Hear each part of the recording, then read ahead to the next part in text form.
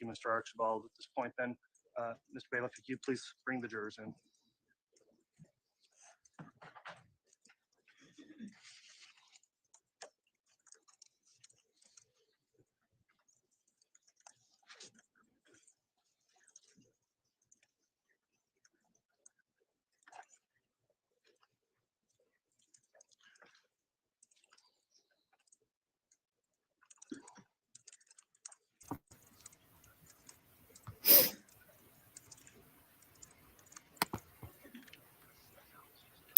I just discovered that I have the audio on mute. Sorry about that.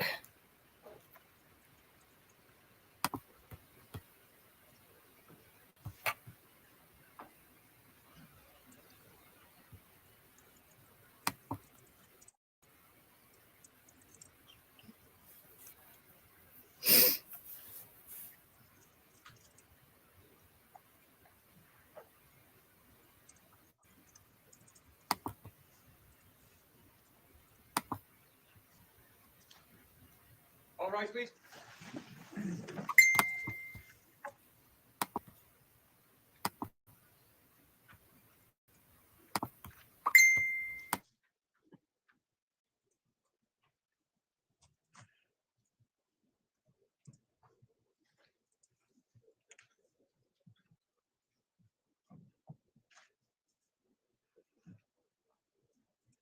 Jury's all present, count for you.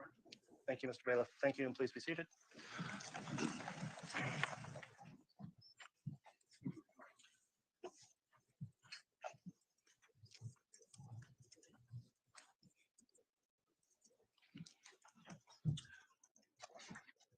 All right, good morning, ladies and gentlemen of the jury. First off, apologies for holding you so long in the jury room there. We had a very serious technical issue that arose this morning that delayed the proceedings from starting for a bit.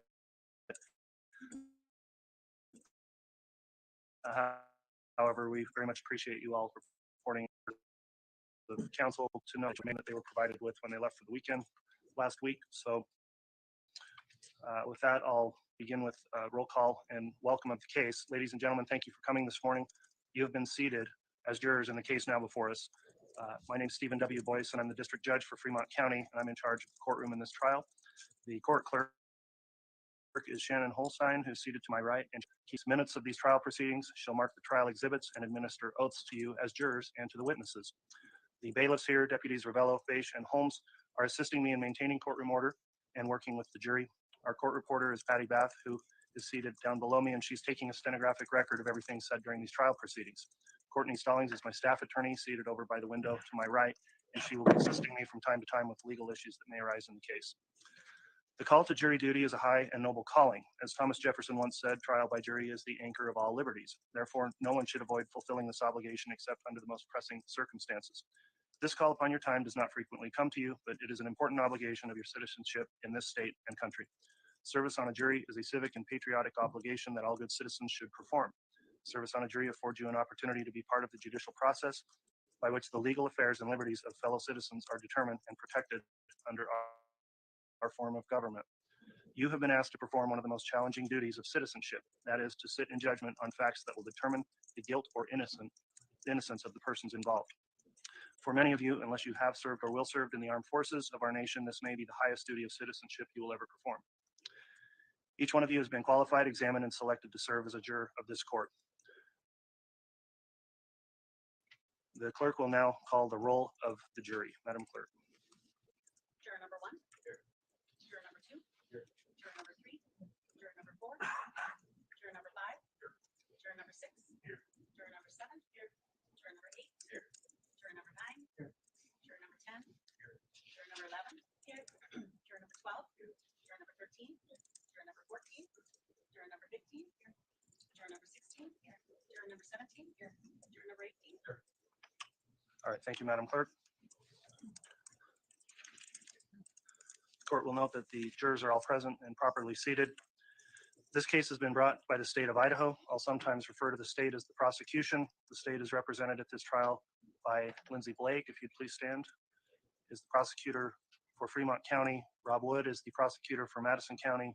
Thank you. And Rachel Smith is a specially appointed deputy prosecutor assisting in this case. The defendant, Lori Noreen Vallow, is represented by her attorney, Jim Archibald, and her attorney, John Thomas. Thank you, counsel. This case is a criminal matter, which means the defendant is charged by the state of Idaho with a violation of the law. I'll now provide you with a brief summary of the indictment, which sets forth the charges against the defendant. The indictment is not to be considered as evidence. It is merely a formal description of the charges against the defendant. You must not consider it as evidence of guilt, and you must not be influenced by the fact that a charge has been filed. With regard to the defendant, the state of Idaho alleges that Lori Noreen Vallow committed the crimes of count 1, conspiracy to commit first-degree murder and grand theft by deception. Count 2, first-degree murder. Count 3, conspiracy to commit first-degree murder and grand theft by deception. Count 4, first-degree murder. Count 5, conspiracy to commit first-degree murder. Count 7, grand theft. The defendant has pled not guilty to all of the charges. Please remember, this is simply a description of charges. It is not evidence. Under our law and system of justice, every defendant is presumed to be innocent. This means two things. First, the state has the burden of proving the defendant guilty. The state has that burden throughout the trial. The defendant is never required to prove her innocence, nor does the defendant ever have to produce any evidence at all. Second, the state must prove the alleged crime beyond a reasonable doubt. A reasonable doubt is not a mere possible or imaginary doubt. It is a doubt based on reason and common sense. It may arise from a careful and impartial consideration of all the evidence or from lack of evidence. If after considering all the evidence, you have a reasonable doubt about the defendant's guilt, you must find the defendant not guilty. The duty of the jury is to determine the facts and then apply the law set forth in the instructions I will later give you to those facts. In this way, you will decide the case. In applying the court's instructions as to the controlling law, you must follow those instructions regardless of your opinion of what the law is or what the law should be or what any lawyer may state the law to be. During the course of this trial, including the jury selection process, you've been instructed that you are not to discuss this case amongst yourselves with anyone else, including the use of email, text messaging, tweeting, blogging, electronic bulletin boards, or any other form of communication, electronic or otherwise. Do not conduct any personal investigation or look up any information from any source, including the internet. Do not form an opinion as to the merits of the case until after the case has been submitted to you for your determination. At this time, then, I will have Madam Clerk please swear the jurors under oath. Rise and raise your right hand. Do you solemnly swear or affirm that you will try the cause now on trial and a true render herein according to the law and the evidence, so help you God? Yes. Thank you. Please be seated. Court will note on the record all jurors properly received the oath. I'll next discuss our trial procedures with you. In terms of the hours we're going to be running, typically we'll be starting at 8:30 each day and going through trial until 3:30 with a lunch break.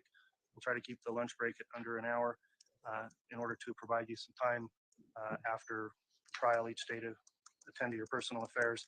We'll generally be having a mid-morning break for 10 to 15 minutes and a break also in the afternoon after lunch. If you need any special accommodations, please contact the bailiffs and we'll let the jury commissioner know that as well.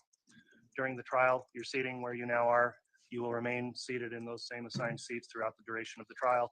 That consistent seating helps the court and counsel become familiar with you as jurors and become readily aware if a certain juror is not present. I appreciate everyone being punctual today. Please continue to do that, and we'll do our best to be punctual as well and get things started on time so we can end on time each day. If you do have any situation preventing you from appearing on time, please immediately contact the courts in the morning and advise us of what's happening, and we'll assist any way we can. At times, this trial may be interrupted or delayed due to the necessity of the court or counsel to attend to other unexpected matters. These interruptions and delays are generally short in duration, and every effort is made to resume the trial quickly. During short delays, you'll be required to stay in the courthouse, and the bailiff will escort you to the jury room. If the delay appears to require a longer amount of time, you may be dismissed for the day with instructions of when you would be required to return. As you're probably now aware, having been here multiple days, we do have restrooms available here for your convenience. If any of you have any special needs during your jury service, please communicate that to the bailiff, and we will do our best to take care of that. The compensation set by Idaho statute, Idaho Code 2-215, $10 per day. We always admonish people, don't spend that whole $10 all at once in one place. So that's your service payment. In regards to your cell phones, you're permitted to have those here with you, but please don't refer or look to those while the court is in session. If you need to use them during breaks, you're permitted to do that with all the other instructions and admonishments you've been given, and please plan accordingly for that. Also, from time to time during the trial, you may see me looking at my computer, and that's generally looking at information on the case or perhaps communicating with other court personnel. So at this time, the court will now provide its preliminary instructions, and after that, we'll have opening statements. Jury instruction number 1. Now that you have been sworn as jurors to try this case, I want to go over with you what will be happening. I'll describe how the trial will be conducted and what we'll be doing. At the end of the trial, I'll give you more detailed guidance on how you are to reach your decision. Because the state has the burden of proof, it goes first. After the state's opening statement, the defense may make an opening statement or may wait until the state has presented its case. The state will offer evidence that it says will support the charges against the defendant. The defense may then present evidence, but is not required to do so. If the defense does present evidence, the state may then present rebuttal evidence. This is evidence offered to answer the defense's evidence. After you have heard all the evidence, I will give you additional instructions on the law. After you have heard the instructions, the state and the defense will each be given time for closing arguments. In their closing arguments, they will summarize the evidence to help you understand how it relates to the law. Just as the opening statements are not evidence, neither are the closing arguments. After the closing arguments, you will then leave the courtroom together to make your decision. During your deliberations, you will have my instructions, the exhibits submitted into evidence, and any notes taken by you in court. Instruction number 2. The defendant is charged by the state of Idaho with a violation of law. The charges against the defendant are contained in the indictment. The indictment is simply a description of the charge. It is not evidence. Jury instruction number 3. It is alleged that the crimes charged were committed on or about or on or between a certain date. If you find a crime was committed, the proof need not show that it was committed on that precise date. Jury instruction number 4. Under our law and system of justice, the defendant is presumed to be innocent. The presumption of innocence means 2 things. First, the state has the burden of proving the defendant guilty. The state has that burden throughout the trial. The defendant is never required to prove her innocence, nor does the defendant ever have to produce any evidence at all. Second, the state must prove the alleged crime beyond a reasonable doubt. A reasonable doubt is not a mere possible or imaginary doubt. It is a doubt based on reason and common sense. It may arise from a careful and impartial consideration of all the evidence or from lack of evidence. If after considering all the evidence you have a reasonable doubt about the defendant's guilt, you must find the defendant not guilty. Jury instruction number 5. A defendant in a criminal trial has a constitutional right not to be compelled to testify. The decision whether to testify is left to the defendant, acting with the advice and assistance of the defendant's lawyers. You must not draw any inference of guilt from the fact that the defendant may not testify, nor should this fact be discussed by you or enter into your deliberations in any way. Jury instruction number 6. If during the trial I may say or do anything which suggests to you that I am inclined to favor the claims or positions of any party, you will not permit yourself to be influenced by any such suggestion. I will not express nor intend to express, nor will I intend to intimate any opinion as to which witnesses are or are not worthy of belief, what facts are or are not established, or what inferences should be drawn from the evidence. If any expression of mine seems to indicate an opinion relating to any of these matters, I will instruct you to disregard it. Jury instruction number 7. Your duties are to determine the facts, apply the law set forth in my instructions to those facts, and in this way to decide the case. In so doing, you must follow my instructions regardless of your own opinion of what the law is or should be, or what either side may state the law to be. You must consider them as a whole, not picking out one and disregarding others. The order in which the instructions are given has no significance as to their relative importance. The law requires that your decision be made solely upon the evidence before you. Neither sympathy nor prejudice should influence you in your deliberations. Faithful performance by you of these duties is vital to the administration of justice. In determining the facts, you may consider only the evidence admitted in this trial. This evidence consists of the testimony of the witnesses, the exhibits offered and received, and any stipulated or admitted facts. The production of evidence in court is governed by rules of law. At times during the trial, an objection may be made to a question asked a witness or to a witness's answer or to an exhibit. This simply means I am being asked to decide a particular rule of law.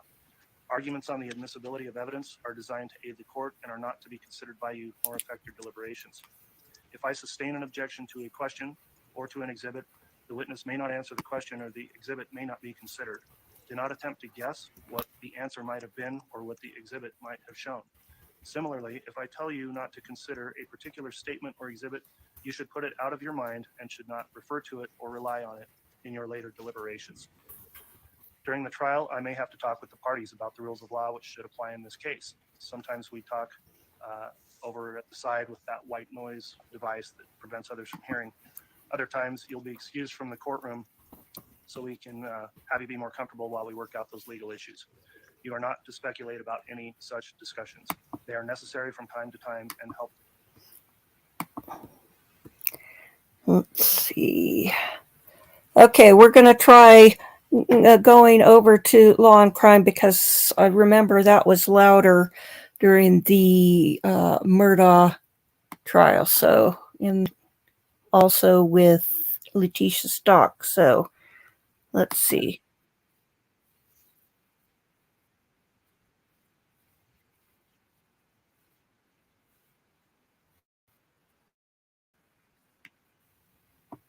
Okay. Not substantially different, but let's try it. A witness who has special knowledge in a particular matter may give an opinion on that matter. In determining the weight to be given such opinion, you should consider the qualifications and credibility of the witness and reasons given for the opinion. You are not bound by such opinion. Give it the weight, if any, to which you deem it entitled. Jury instruction number 8. Do not concern yourself with the subject of penalty or punishment. That subject must not in any way affect your verdict. If you find the defendant guilty, it will be my duty to determine the appropriate penalty or punishment. Jury instruction number 9. If you wish, you may take notes to help you remember what witnesses said. If you do take notes, please keep them to yourself until after you and your fellow jurors go to the jury room to decide the case. You should not let note-taking distract you so that you do not hear other answers by witnesses. When you leave at night, you'll be asked to leave your notes in the jury room. If you do take notes, you should rely on your own memory of what was said and not be overly influenced by the notes of other jurors. In addition, you cannot assign to one person the duty of taking notes for all of you. Finally, jury instruction number 10. It is important that as jurors and officers of this court, you obey the following instructions at any time you leave the jury box, whether it be for recesses of the court during the day or when you leave the courtroom to go home at night. First, do not talk about the case either among yourselves or with anyone else during the course of the trial. You should keep an open mind throughout the trial and not form or express any opinion about the case. You should only reach your decision after you have heard all the evidence, after you've heard my final instructions, and after the final arguments. You may discuss this case with the other members of the jury only after it is submitted to you for your decision. All such discussions should take place in the jury room. Second, do not let any person talk to you about the case in your presence. If anyone does talk about it, tell them you're a juror in the case. If they won't stop talking, report that to the bailiff as soon as you're able to do so. You should not tell any of your fellow jurors about what has happened. Third, during this trial, do not talk with any of the parties, their lawyers, or any witnesses. By this, I mean not only do not talk about the case, but do not talk at all, even to pass the time of day. In no other way can all parties be assured of the fairness to which they are entitled and to expect from you as jurors. Fourth, during this trial, do not make any investigation of this case or inquiry outside the courtroom on your own. Do not go to any place mentioned in the testimony without an explicit order from me to do so. Don't consult any books, dictionaries, encyclopedias, or any other source of information unless I specifically authorize you to do so. And fifth, do not read about the case in newspapers. Do not listen to radio or television broadcasts about the trial. You must base your verdict solely on what is presented in court and not upon any newspaper, radio, television, or other account of what may have happened. Each day you will be required to sign an affidavit affirming that you have followed this admonition.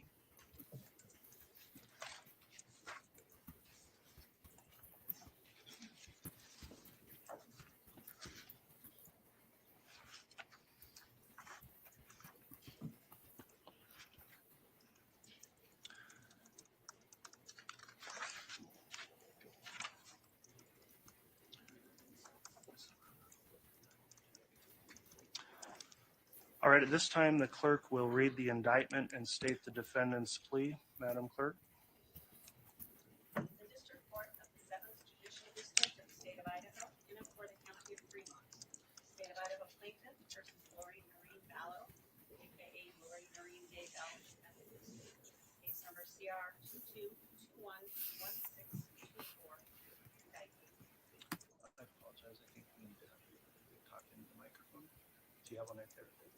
Could you come and just talk to this one? It looks like we might have one here. So, thanks. If you don't mind, thank you.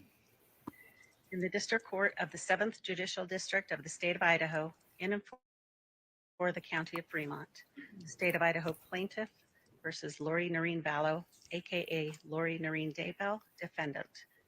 Case number CR 22211624. Indictment. Lori Noreen Vallow is accused by the grand jury of Fremont County by this indictment as follows. Count 1. Conspiracy to commit first-degree murder and grand theft by deception.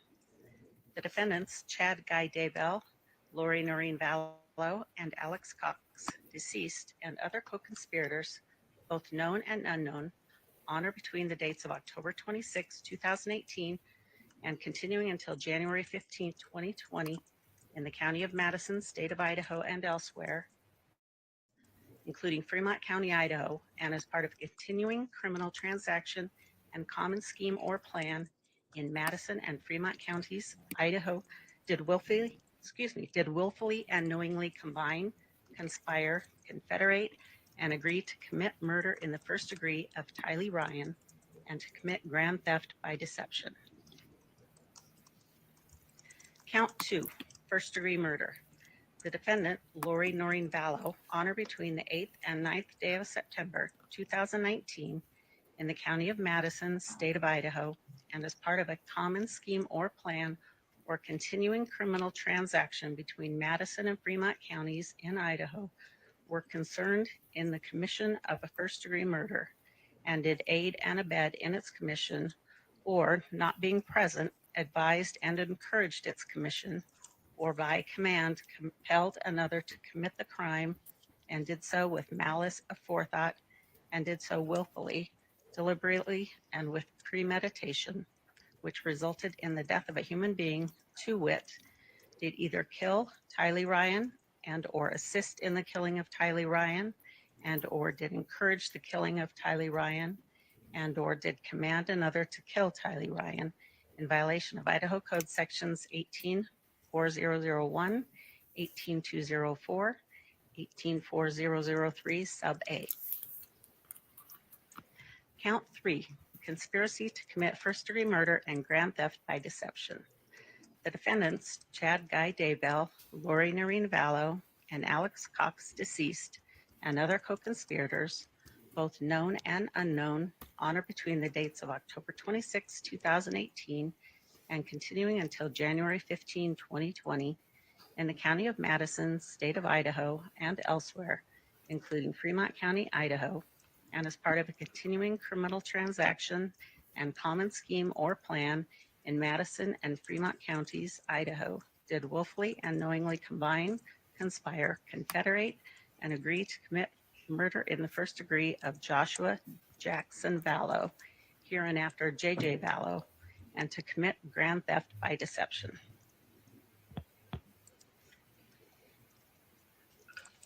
Count 4, first-degree murder.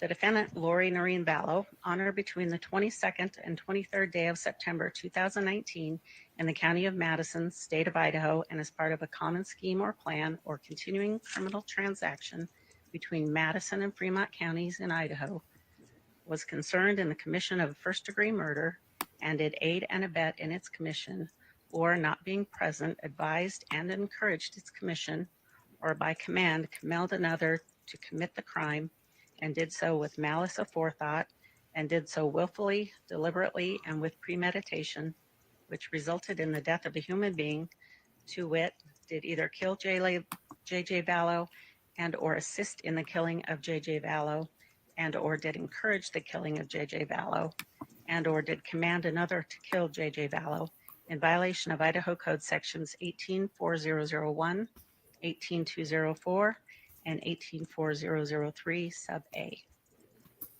Count 5, conspiracy to commit first-degree murder. That the defendants, Chad Guy Daybell, Lori Noreen Vallow, and Alex Cox, deceased, on or about October 1st, 2018 through through January 15th, 2020 in the County of Fremont, State of Idaho, and elsewhere, including Madison County, and as part of a continuing transaction and common scheme or plan in Fremont counties, Idaho, did willfully and knowingly combine, conspire, confederate, and agree to commit murder in the first degree of Tammy Daybell, did combine or conspire to commit murder, and one or more of such persons did enact to effect the object of the combination or conspiracy. Count 7, grand theft.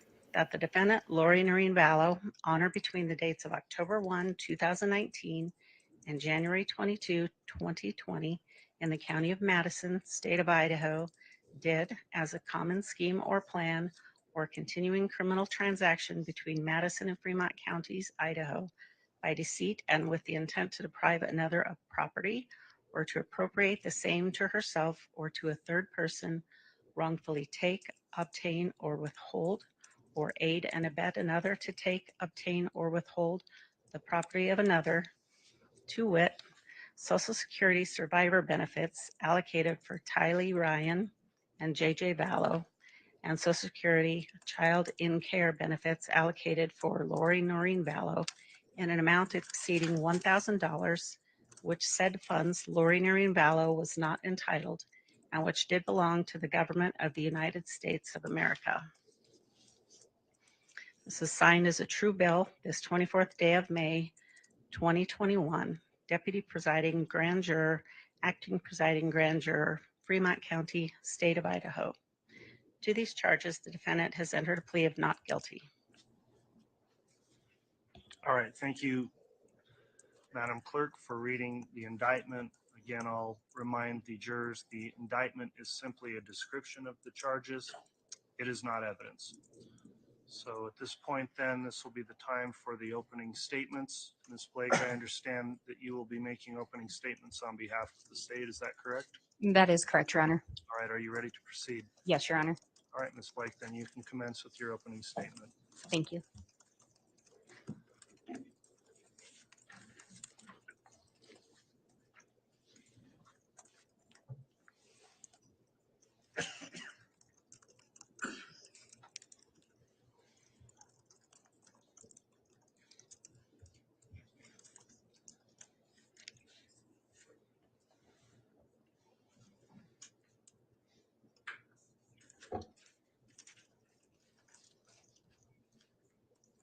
Money, power, and sex. That's what this case is about. The defendant, Lori Vallow Daybell, used money, power, and sex, or the promise of those things, to get what she wanted. What she wanted was money, power, and sex. It didn't matter what obstacles she had to remove to get what she wanted. It didn't matter if the obstacle was a thing or a person. And if it was a person, it didn't matter who. Tylee Ryan was a vibrant young woman, 17 years old, a whole life ahead of her. She was just about to enter into adulthood and make her own way in the world. Who knows what she would have become? Tylee had already lost her father, and she received Social Security benefits because of that. Tylee had money. Lori wanted it. Tylee's gone. Joshua Jackson Vallow, lovingly known by friends and family as JJ, was a 7-year-old, vibrant, happy-go-lucky little boy. He had most of his childhood and his whole life ahead of him. But JJ was tough. He's a 7-year-old. He took a lot of time and effort and energy to care for. That time, effort, and energy took away from the defendant doing what she wanted to do, and from the defendant being with Chad Daybell and devoting her time and attention to him. JJ had also lost his father. And when JJ lost his father, he became even that much more difficult to care for. No longer a second parent to help. Not only that, JJ also was entitled to Social Security benefits. The defendant didn't want to have to take care of JJ anymore. She wanted the money. JJ's gone. Tamara Douglas Daybell, known by friends and family as Tammy, a 49-year-old mother of 5, a grandmother, a computer whiz by all accounts. She was married to Chad Daybell. The defendant wanted Chad all to herself.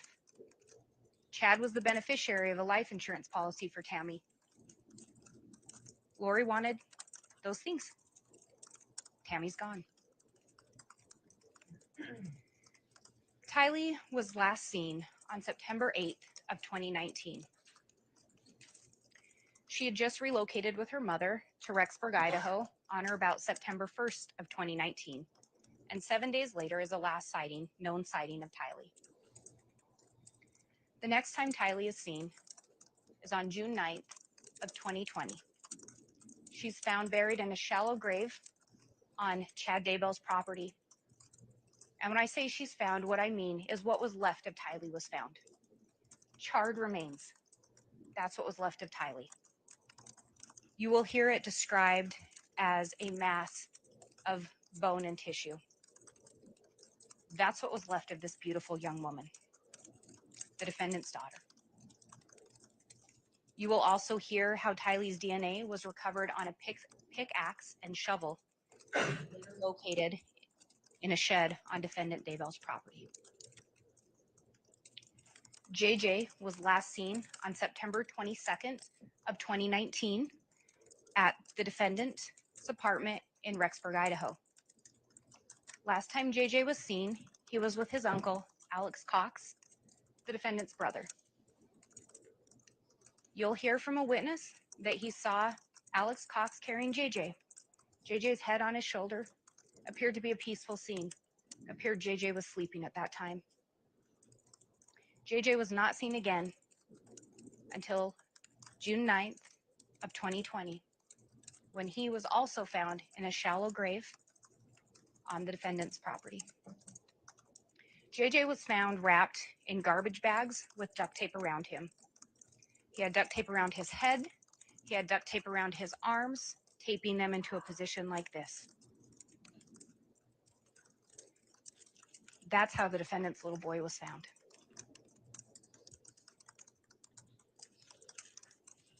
You will hear what a difficult scene that was to process. Law enforcement had been searching for these children since November of 2019. And even the most veteran law enforcement officers you'll hear from were disturbed by the scene. Some may have still been holding out hope against all odds that we'd find these children alive, but this wasn't what they expected to find. Tammy was last seen alive on the night of October 18th of 2019. Her son left to work. She was home alone with Chad Daybell on that night. On the morning of October 19th, just before 6 a.m., a 911 call is placed. Tammy's dead. She's cold and she's stiff. What we know is by the time law enforcement showed up, Chad Daybell had moved her body. Chad Daybell gives a description that Tammy wasn't feeling well, she'd been sick. Very few other witnesses report any concerns about Tammy's health. And mind you, at the time law enforcement show up at Tammy's death, when it's been reported, it's unknown at that time about JJ and Tylee missing. It's unknown that Lori Vallow and Chad Daybell are in any kind of a relationship. So nothing about Tammy's death is initially deemed to be suspicious. You will hear that the defendant was in Hawaii at the time Tammy died. And you will also hear that less than 3 weeks later, 17 days to be exact, the defendant and Chad Daybell were back in Hawaii. They were getting married on a sunny beach in Hawaii, dancing and celebrating their life together, while Tylee and JJ were cold in the ground in shallow graves, and while Tammy had just barely been laid to rest in the Springville, Utah cemetery, her hometown. The missing children, the sudden death of Tammy, the quick marriage of Chad and the defendant left so many questions for those still grieving the loss of Tammy and those still wondering 24/7 about the whereabouts and safety of the children. You will also hear how the defendant had switched Tylee's money from Tylee's JP Morgan Chase account to go into the defendant's BBVA account on or about August 16th of 2019. Tylee went missing on September 8th of 2019. You will also hear how she had begun receiving benefits on JJ's behalf approximately a month before he was last seen. And you will hear how she continued to collect those benefits and that money to fund her lifestyle. You are going to hear a lot of different dates and events that occurred on those dates, phone calls that were placed on those dates, messages that were sent, financial transactions that occurred. The reason you're going to hear about so many dates and so many events is because I've talked about dates in 2019 and 2020. This case actually starts in October of 2018. In October of 2018, the defendant met Chad Daybell for the first time. You'll hear that she had read his books. She was a fan of his. But she traveled to a Preparing the People conference in St. George, Utah. She traveled there with her friends, Melanie Gibb and Sulema Pastenis. These are two women that you will hear more about, and you will hear from them during this trial. When she traveled there with them, she met Chad for the first time. You'll hear it described that there appeared to be some kind of an instant connection. The two of them talked a lot. The defendant was flirty. But what you will also hear is that during this first meeting, the defendant and Chad decide that they share purported religious beliefs, and that they share beliefs that the two of them had been married before in a prior probation.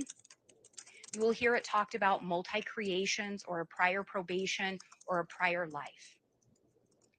But regardless of the term used, what they began to tell others is that they were essentially meant to be together. They'd been married in prior lives, prior probations. Not only that, but they both said that they had been prior figures from or persons from the Bible or other religious references. This will include that they designated themselves as James and Elena. And you will hear that they pursued this line of thought and they pursued these teachings to others to the extent that Chad Daybell wrote a story, the James and Elena story for Lori, for the defendant.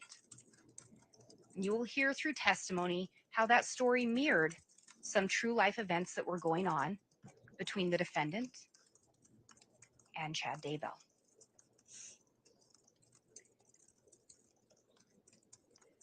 And at the time they met, it's important to remember they were both married to other people. Their spouses were both alive and well when they first met. But again, remember, the defendant will remove any obstacle in her way to get what she wants. And she wanted Chad Daybell. She had decided that. Soon after that first meeting in October of 2018, you will hear how the defendants began communicating regularly. Their relationship moved quickly. You will hear how Chad traveled to Arizona that next month in November of 2018. He traveled for a conference, but the defendant also held a gathering at her house, and Chad Daybell was present. You will hear how shortly after, the defendant, with the help of Chad Daybell, began telling people and purporting religious beliefs and teaching people about a rating system of light and dark. The defendant told others that with the help of Chad, she could rate people as light or dark. And pretty soon this theory evolved and these teachings evolved. And they started to say, well, if somebody's dark, an evil spirit or an evil entity can come in and they can push the real person out and take over the body. And the defendant and Chad Daybell talked about how you would get rid of these evil spirits. So the first thing they did was the defendant would lead castings. And you'll hear the castings described a little different by different witnesses, but with the idea being that there was prayer and energy work. They wouldn't have to be near the person that they were casting on, but they would get together and pray or do energy work to get rid of this evil spirit. You will also hear that these castings, time and time again, didn't work. But you'll hear that these teachings evolved. And they evolved to, well, a person could be so dark or a spirit could be so evil that the person actually becomes a zombie. You can't cast a zombie out. But a common theme was the body had to be destroyed.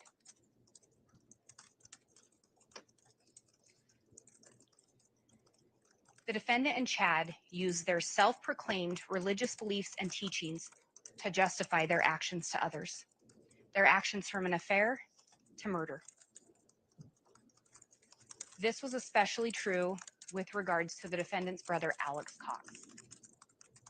You will hear how Alex and the defendant had an extremely close relationship. Alex would do anything for Lori. And you'll hear how when Alex would do anything for Lori, when she uprooted her life in Arizona on or about September 1st of 2019 and moved up to Idaho and moved to Rexburg to be closer to Chad, that Alex quit his job and moved up to Rexburg with her. If Chad and Lori ask it, Alex did it. You will also hear how Alex Cox was taught by both the defendant and Chad Daybell that his purpose in this probation or this life or this creation, whichever term they use, was to protect Lori. He was a warrior and he was here to protect Lori.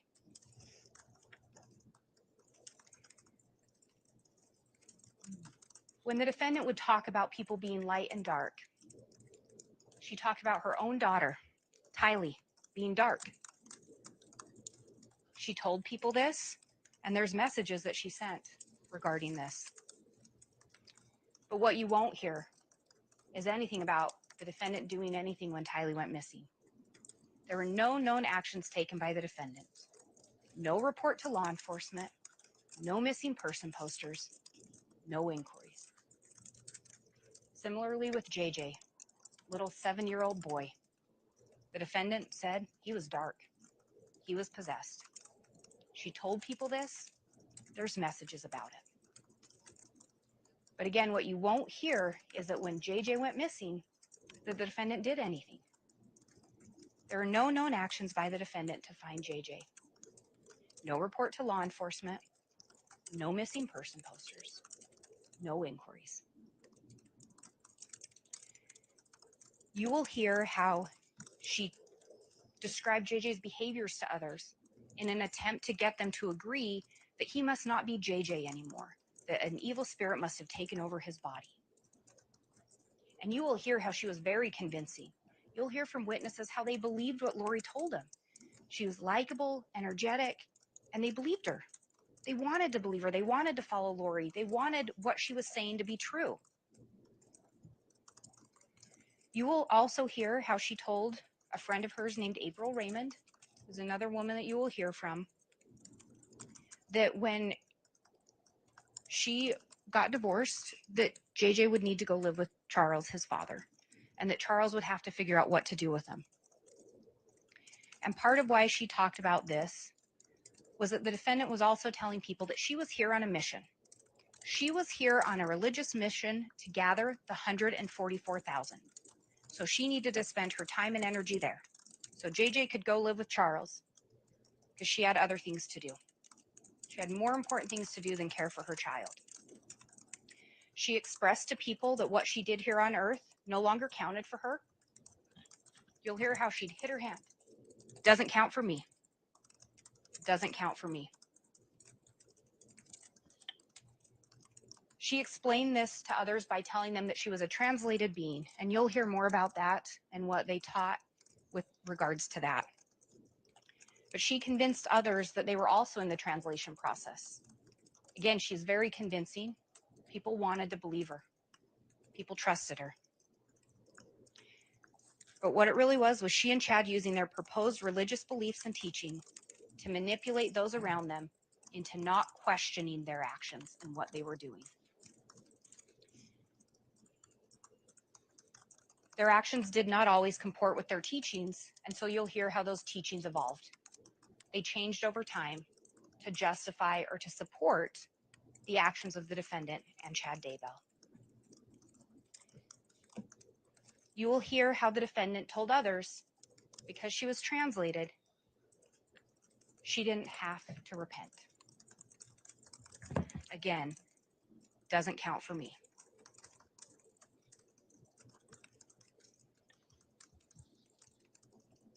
You'll also hear how when she and Alex first moved here, Alex was setting the Wi-Fi password.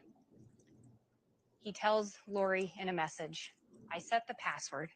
Too many kids." Lori's short response, "Funny."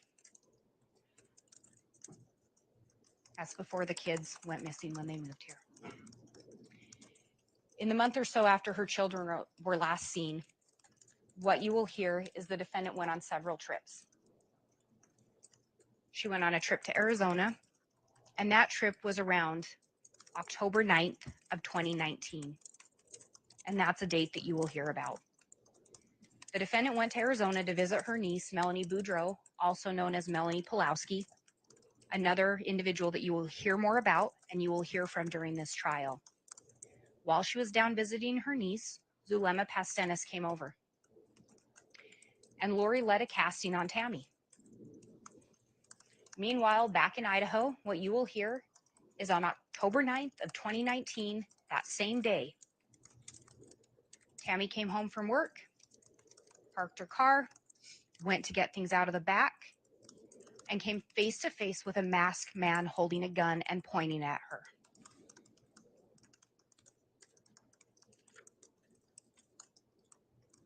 You will hear how Tammy heard a couple pops and the gunman ran off. What you will also hear is that later a phone call was overheard between Lori and an unknown individual. Lori was mad. On October 9th of 2019, she was mad. And she made a statement along the lines of, "He can't do anything right." What we also know is that there were some phone calls that night between she and at least Chad Daybell. Not long after that trip to Arizona, you will hear how Lori then traveled to Missouri with her niece, Melanie. And while in Missouri, they visited some sites, and then they met up with an individual named Audrey Bartario, another woman that you will hear more about and you will hear from during this trial. And while they were there in Missouri, Lori led another casting on Tammy. By this time, you'll hear that the defendant and Chad had determined Tammy was dark. Tammy was possessed. She was possessed by an evil spirit named Viola. Shortly after the trip to Missouri, you will hear how Lori then traveled to Hawaii. She traveled to Hawaii again with her niece Melanie, and Audrey joined them while they were there. And Lori was actually in Hawaii at the time of Tammy's death on or about October 19th of 2019. What you won't hear with any of these trips that the defendant went on, you won't hear about JJ or Tylee because they weren't with her. They weren't with her when she went to Arizona. They weren't with her when she went to Missouri, and they were not with her when she went to Hawaii. But what you will hear about is how the defendant was still spending their money. She was also sending her other son, Colby, money using Tylee's phone. So Tylee's phone was with her, but Tylee wasn't. You will hear how when she was in Hawaii, she was in constant or consistent contact with Chad. You'll hear how just after Tammy died, she hurried back to Idaho. And just after returning to Idaho, you will hear how the defendant began to insert herself into Chad Daybell's life. It was as if Tammy never existed. The defendant met his kids, came to his house, and Chad started to introduce her to some of his friends. And you will hear how Chad introduced her to some of his neighbors a little over a week after Tammy's passing. And you'll hear from those neighbors, those friends of Chad's. And you will hear how when they were introduced to Lori for the first time, she and Chad couldn't keep their hands off each other. Tammy hasn't been dead that long. They talk about plans to get married. But maybe most interestingly, Chad Daybell makes a statement when Lori's asked about kids that she had a young daughter that had recently died. Lori says nothing about JJ. No mention of a young son. No correcting Chad on the whereabouts or if her daughter was alive or not. Just some indication about, well, I've got some stepkids. Not long after that meeting, the defendant was in Hawaii on a beach marrying Chad Daybell. They got married in Hawaii on November 5th of 2019. You will hear how the defendant had actually begun looking for malachite wedding rings as early as May of 2019. You will hear how the malachite stone was important to them. What you will also hear is on their wedding day, they exchanged malachite rings. And in May of 2019, when the defendant was looking for those rings, both of their spouses were alive and well. You will hear also how Chad Daybell began checking into adding the defendant to his to his health insurance policy. And when he went to fill out that application, you will hear how he said, no minor children. There's no minors that need to be added to this policy, just the defendant.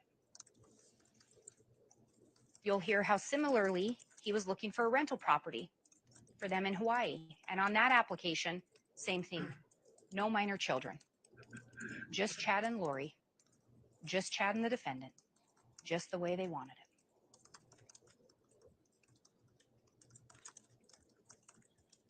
On November 26th of 2019, law enforcement showed up at the apartments located at 565 Pioneer Road in Rexburg, Idaho.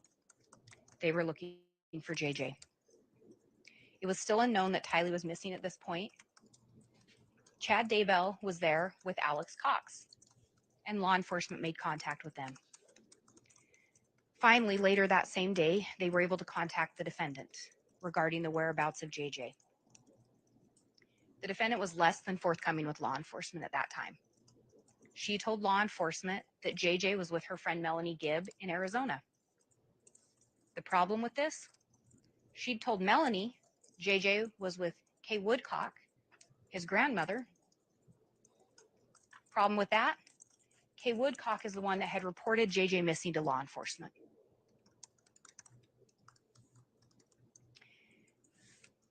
So where was JJ? And where was Tylee for that matter? The defendant did not cooperate in locating them. Instead, when law enforcement returned, she'd cleared out her apartment and moved to Hawaii with Chad, her new husband. While Chad and Lori were starting their new life together in Hawaii, law enforcement had begun a massive search for JJ and Tylee. It became a nationwide search for those children. As they were searching for the children and beginning their investigation, they talked to Melanie Gibb because Lori had said that JJ was with Melanie. Melanie had been asked to not talk to law enforcement by Chad. She'd been asked to tell law enforcement JJ was with her by Lori, even so far as Lori saying, snap a picture of some kids, send it to law enforcement, basically. Melanie Gibb wasn't sure what to do, but eventually she came forward to law enforcement and said, JJ was never with me. Never had him. Don't know where he is. Because of everything that had gone on, Melanie Gibb on December 8th of 2019 decides to place a phone call to Chad and the defendant. She wants to know, where's JJ? And why did you ask me to tell law enforcement he was with me? What's going on? She recorded that conversation. And what we know from that conversation and what you will hear is the defendant refused to disclose where JJ was, but claimed he was happy. Claimed and ultimately ended up saying she knew exactly where JJ was. I remind you, JJ was last seen on September 22nd of 2019. This is December 8th of 2019. And I'll remind you how JJ was found. And yet the defendant's statement to Melanie Gibb was, I know exactly where he is. When confronted about Tammy's death, the defendant indicated they did what they had to do. Now remember, Chad and Lori had determined Tammy was dark. And if someone's dark and castings don't work, the body has to be destroyed. They did what they had to do. The defendant and Chad did what they had to do to remove any and every obstacle that was in their way of getting exactly what they wanted.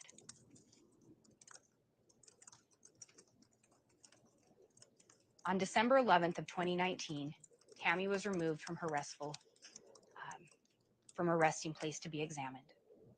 And it was determined by the Office of the Utah Medical Examiner that Tammy died at the hands of another and that the cause of her death was asphyxiation.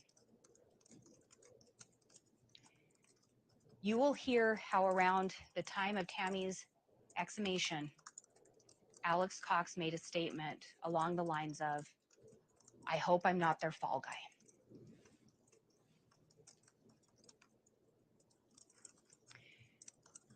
What exactly Alex meant by this or what he knew, we may never know, because Alex Cox died the next day on December 12th of 2019. What we do know, though, is there were communications between Alex Cox, the defendant, and Chad Daybell. We know in those conversations there was discussions of people being light and dark, and we know the location of Alex's phone and Chad's phone on certain dates and times. We know that on October 9th of 2019, the day Tammy was confronted by a masked gunman, that Alex Cox's phone had been in the area earlier in the day, driving by where the Daybell residence is located. The only person Alex Cox knew in the Salem area was Chad Daybell. We know that on September 9th of 2019, the morning after the last day Tylee is seen, we know Alex Cox's phone is in Chad Daybell's backyard on his property close to where Tylee's remains are found. We also know around that same time, Chad Daybell's phone is there on his property close to where Tylee's body is found. What does pulling your weight look like?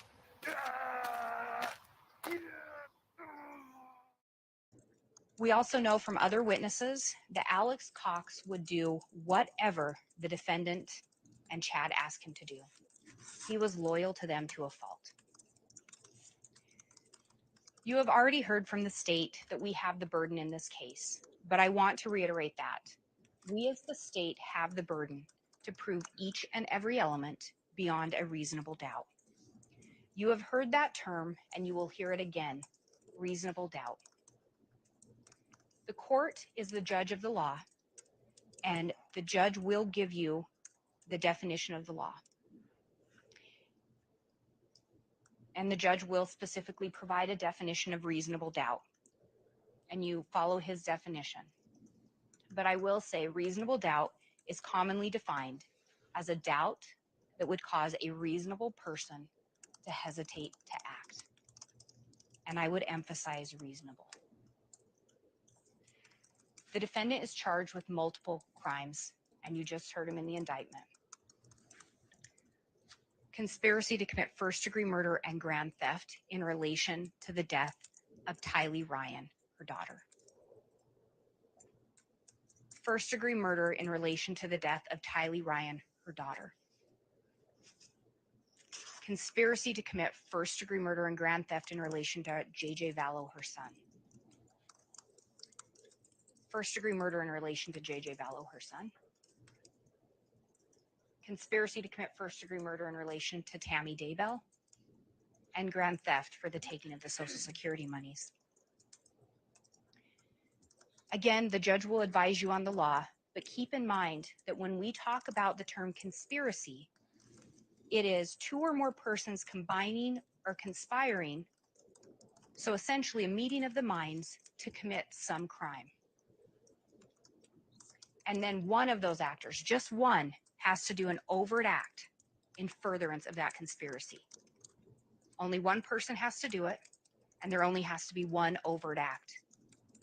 What that means is the defendant doesn't have to be the one that physically ended anyone's life for her to be guilty of conspiracy.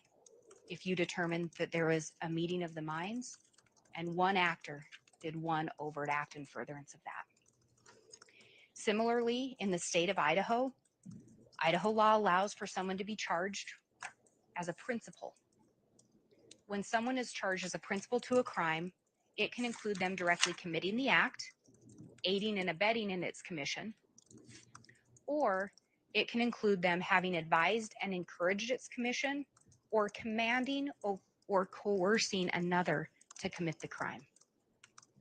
So similarly, when you're hearing about the first-degree murder, the defendant did not have to physically end someone's life for her to be guilty.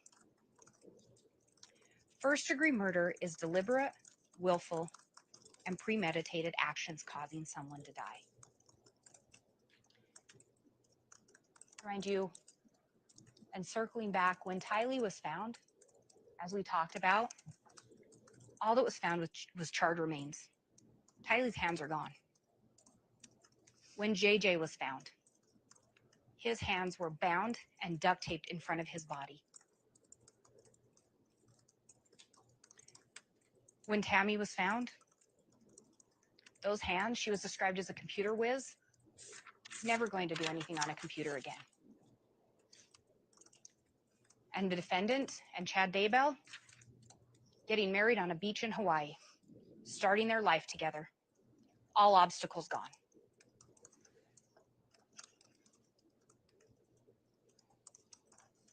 Ladies and gentlemen of the jury, I thank you for being here today and your willingness to serve on the jury. We recognize that you do have a task here, and you are the judge of facts, and I would let you know that that is the most important job in this courtroom. This is set to be a long trial, and you're going to sit through a lot of evidence and a lot of testimony. What we ask you to do is be attentive to the testimony and evidence presented. Apply your common sense and reasonableness in weighing the evidence. Give every piece of evidence and testimony the weight you think it is due. Hold us to our burden, and we feel that if you apply your reason and common sense, I'm confident that you will return a verdict of guilty in this case. Thank you.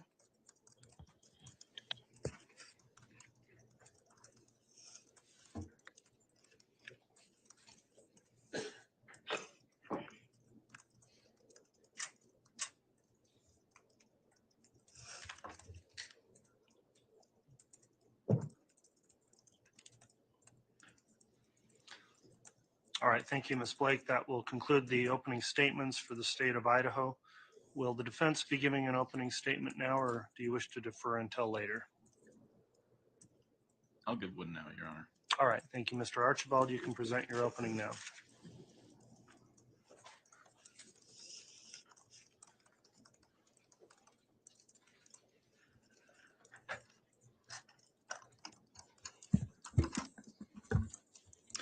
Like the state of Idaho, I also thank you for your service. This is a difficult case, a case we have not been able to settle without you. Without you. That's why you've been called here to help us settle this case.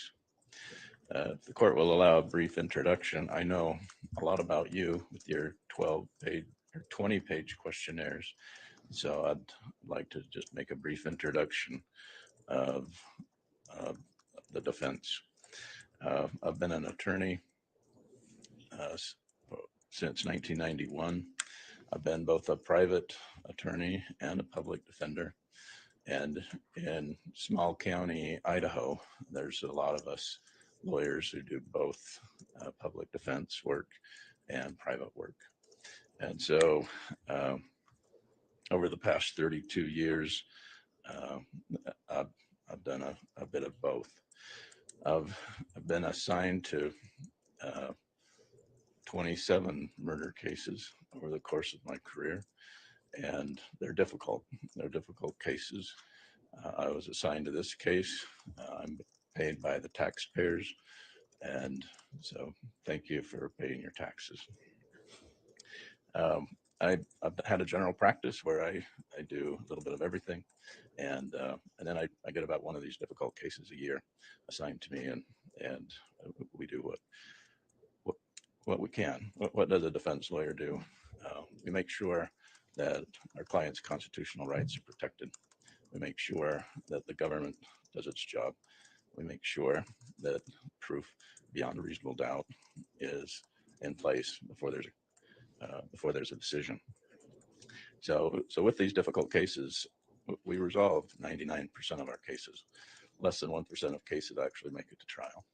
And so I believe the state and the defense, we generally do a good job of resolving our disputes. And sometimes when we can't, then we call on you to resolve it for us. I'm being assisted in this case by John Thomas. He's been an attorney since 1999. He has also both experience in private law firms and public defender's offices, where he's handled many serious cases. He's received many accolades for his lawyering, and I appreciate him helping me. I also am being assisted by Brandon Hobbs. You've probably seen him, and he's an investigator, and so he's helped us investigate this case. Being a defense lawyer isn't always a popular job, so I appreciate you being respectful towards me, and I'll do the same. I'll be respectful towards you. Some 8 years ago, my law office got bombed, and so some people are really upset by what I do for a living. And so I appreciate you and your ability to decide the facts of this case without emotion overriding your decision. So this case is about Lori Vallow Daybell. The prosecutor has just told you what the government hopes to prove throughout the next month. So what's this story about from our defense perspective, and how does this story include you? So the evidence will show that Lori was born and raised in California. She's lived in California, Texas, Arizona, and Hawaii. She lived in Idaho for less than a month before the event of what you're here to decide. She's one of 6 children. Her parents are still alive. They're retired. She's had an older sister and a brother die, and she also has a sister and a brother still living. She believes in life after death, and she believes she will see her deceased family, including her children, again. She's a beautician by trade. She's worked hard for years in that profession. She's a mother of 3, stepmother of 2, and is now a grandmother of 2 children. The evidence will show that people were attracted to her, as the state has told you. They've been attracted to her pretty smile, her vivacious personality, her fun-loving, happy-go-lucky personality. People wanted to be around her. Her oldest son is Colby Ryan. He was born in 1996 in Texas. He's a handsome young man, currently lives in Arizona. He has 2 children of his own, making Lori a grandma. Her oldest daughter, Tylee Ryan, was born in 2002 in Texas. She was a ray of sunshine. She had health problems, pancreatitis, painful and debilitating disease, but Tylee did the best she could. Her marriage to Joe Ryan ended, and a painful, long, drawn-out custody battle ensued. It was hard on all of them. The evidence will show that her next husband, Charles Vallow, was smitten with her, and she with him. He had 2 kids, she had 2 kids, and the blended family lasted over a decade. Lori was such a good, responsible mother to her 2 children that her husband's sister, Kay Woodcock, wanted her to adopt a special needs toddler newborn. Kay Woodcock was the grandma to a child born in Louisiana in 2012, a child with special needs. The child's parents couldn't take care of him because of their own personal problems. Apparently, Kay Woodcock couldn't take care of him either, so she asked her brother, Charles, and his wife, Lori, if they would adopt him, and they agreed. So the child born in Louisiana, the struggling parents, was adopted by Charles and Lori Vallow in 2014, and he became known as J.J. Vallow, Lori's 3rd child. The evidence will show that Lori was a dutiful wife to Charles Vallow. They both worked hard, he at the office and she at home. She was a kind and loving mother to her children. The evidence will show she had a particular interest in religion in the end of times. You will recognize the quote unquote end of times as something spoken of in the Holy Bible, the New Testament. Most of you will understand when I say that. Some people could care less about biblical prophecies. Some people care a lot about it. Thankfully, in this country, we get to worship how we choose. The evidence will show that once Lori and her friends met Chad Daybell, an author on religious subjects, her beliefs began to morph and to change. And that's where you come into this story, because the stories diverge. So we haven't been able to agree on what happened, and we need you to decide it. So what happened? How did these children die? Who was involved? When did it happen? Where did it happen? Why? Why did it happen? The judge has read to you the allegations, the charges. And they were read to you 2 weeks ago when you showed up to fill out your questionnaire. They were read again today. And I'm going to read parts of them again, because I think it's important to see what she's charged with. You don't have to write these down, by the way. The jury instructions will be with you in the jury room. Some of you are really good note takers, and some of you will let others take notes. But you don't need to memorize what I'm telling you, because these will be printed out and handed to you in the jury room. So the charge of conspiracy: Chad, Lori, Alex, deceased. Other co-conspirators, both known and unknown. So Chad Daybell is not on trial here. Alex Cox is not on trial here. He's deceased. Other co-conspirators, I don't know much about that, both known and unknown. So again, your focus will be on the actions of Lori, not on Chad, not on Alex, not on co-conspirators, both known and unknown. So that's the conspiracy. I think first-degree murder, the allegations contained in the charge that the judge read to you, was Lori Vallow concerned in the commission of first-degree murder? Did she aid and abet? Did she assist somehow? Or the language of the charge says, or not being present.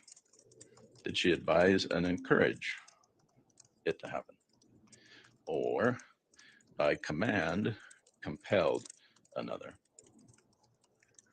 So this charge is, did she kill? Or did she assist? Or did she encourage? Or did she command? So in other words, this charge is saying they're not sure what happened, but yet they want you to be sure. The same with count 3 and count 4 with JJ. Count 5 with Tammy. Did she combine or conspire to commit murder? Did she do the murder? Or did she talk about it? Or did she do something about it? Or did she do an act in furtherance of it? So that's the challenge here for you, is you're going to be given all these alternatives, and you're going to have to be convinced beyond a reasonable doubt. I didn't make up the definition for reasonable doubt, neither did the judge, neither did the prosecutors, but that's our law. He read it to you 2 weeks ago and again this morning, and here it is. Under our law and system of justice, every defendant is presumed to be innocent. This means two things. First, the state has the burden of proving the defendant guilty. The state has that burden throughout the trial. The defendant is never required to prove her innocence, nor does the defendant ever have to produce any evidence at all. The state must prove the crime beyond a reasonable doubt. A reasonable doubt is not mere possible or imaginary doubt. It is a doubt based on reason and common sense. It may arise from a careful and impartial consideration of all the evidence, or from lack of evidence. So if you have a lack of evidence, and that's reasonable to you, you're our reasonable people here for the next month. That's a reasonable doubt. If after considering all the evidence or the lack of evidence, you have a reasonable doubt about Lori's guilt, you must find her not guilty.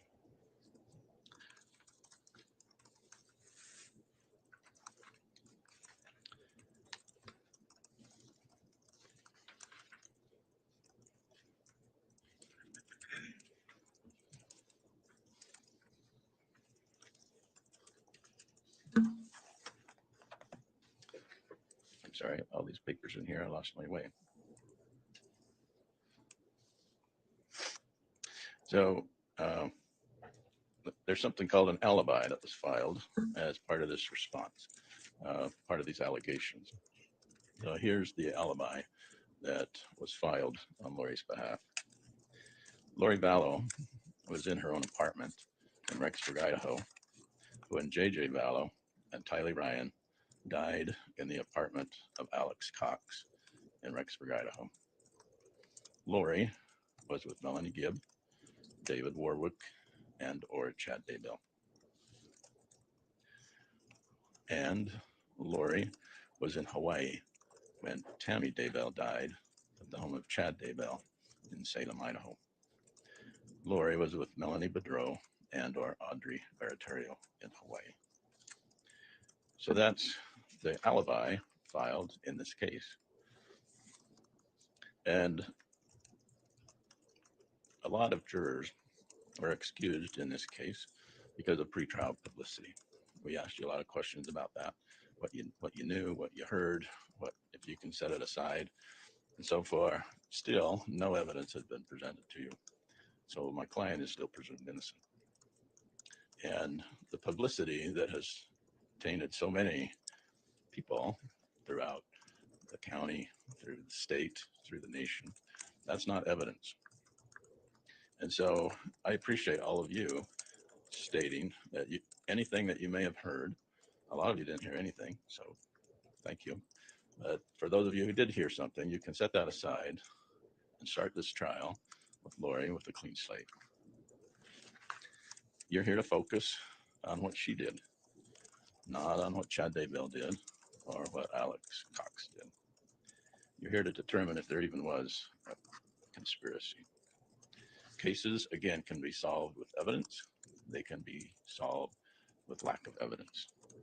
And when there's lack of evidence, the law calls it not guilty. You said you would be fair and impartial. You said you would have an open mind to not judge her until you heard all the evidence in this courtroom. You said you would do your duty, and I believe you. If what the state has alleged here cannot be proven beyond a reasonable doubt, you said you would find her not guilty. Thank you for your attention.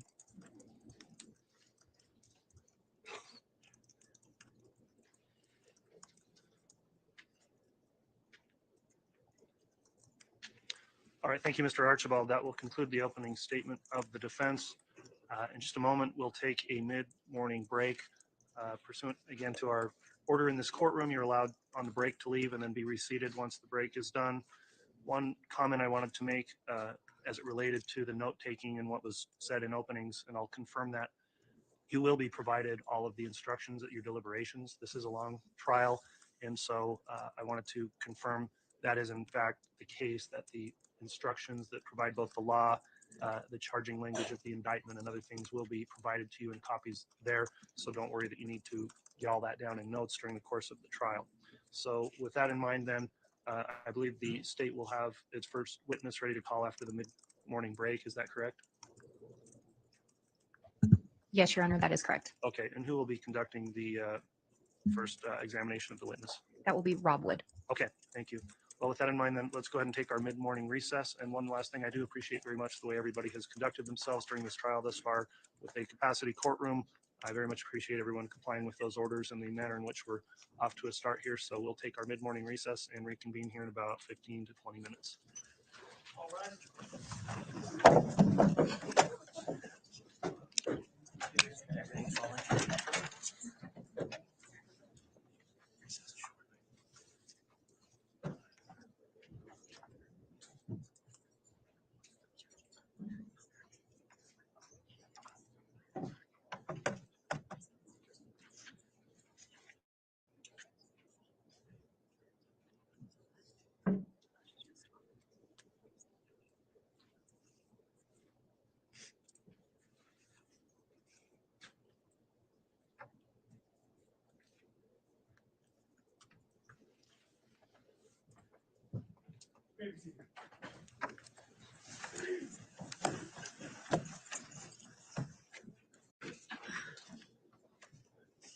Thank you. Please be seated.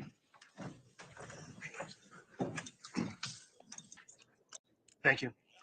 Okay, we just concluded the break for the mid-morning. We're back on the record on CR 22-211624, State of Idaho versus Lori Noreen Vallow. We're about to have our first witness called.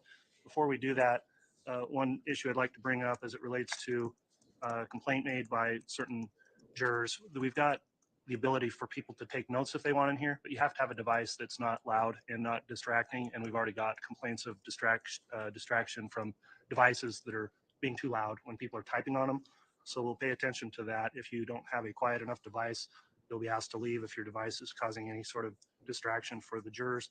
That goes along with the conduct order we've got in the case, and that's mostly happened over in the section closest to the jurors. So we'll keep an eye on that as we proceed forward.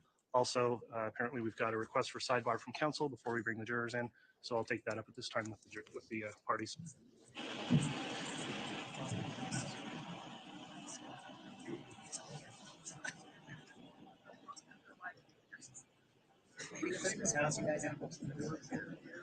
I would like you to go to that side and try it out. It was pretty intense. So, you know, you could try going over there or be softer, I guess. I'm sure someone will be friendly enough. It was just the whole cacophony.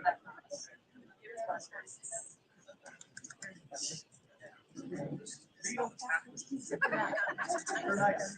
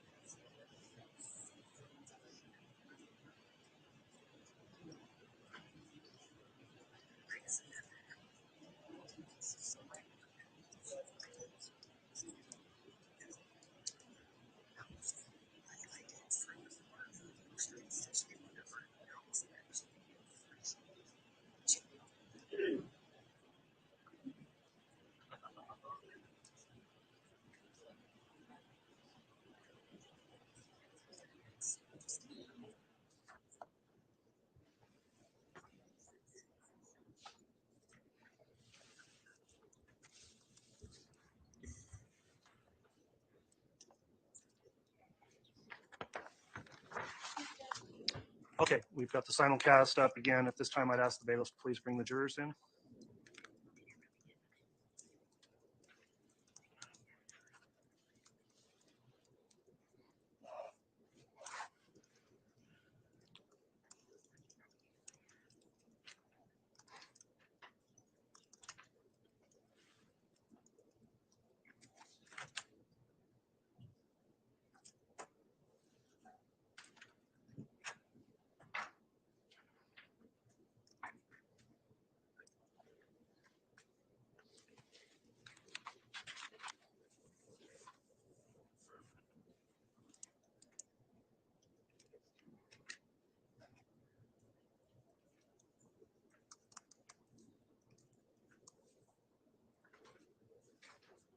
rise, please.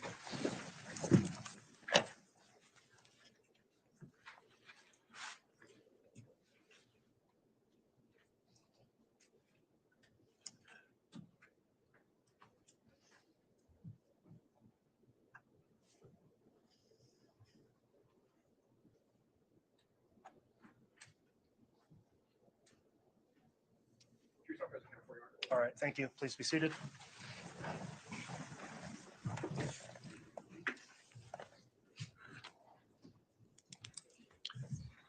All right, Mr. Wood, the state can call its first witness.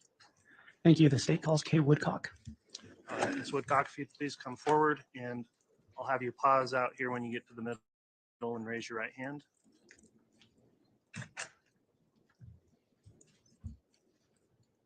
All right, if you'd please pause there for a moment, raise your right hand, and I'll have you placed under oath. You solemnly swear or affirm that the testimony you're about to give will be the truth, the whole truth, and nothing but the truth, so help you God. Okay, you can be seated in the witness box up here.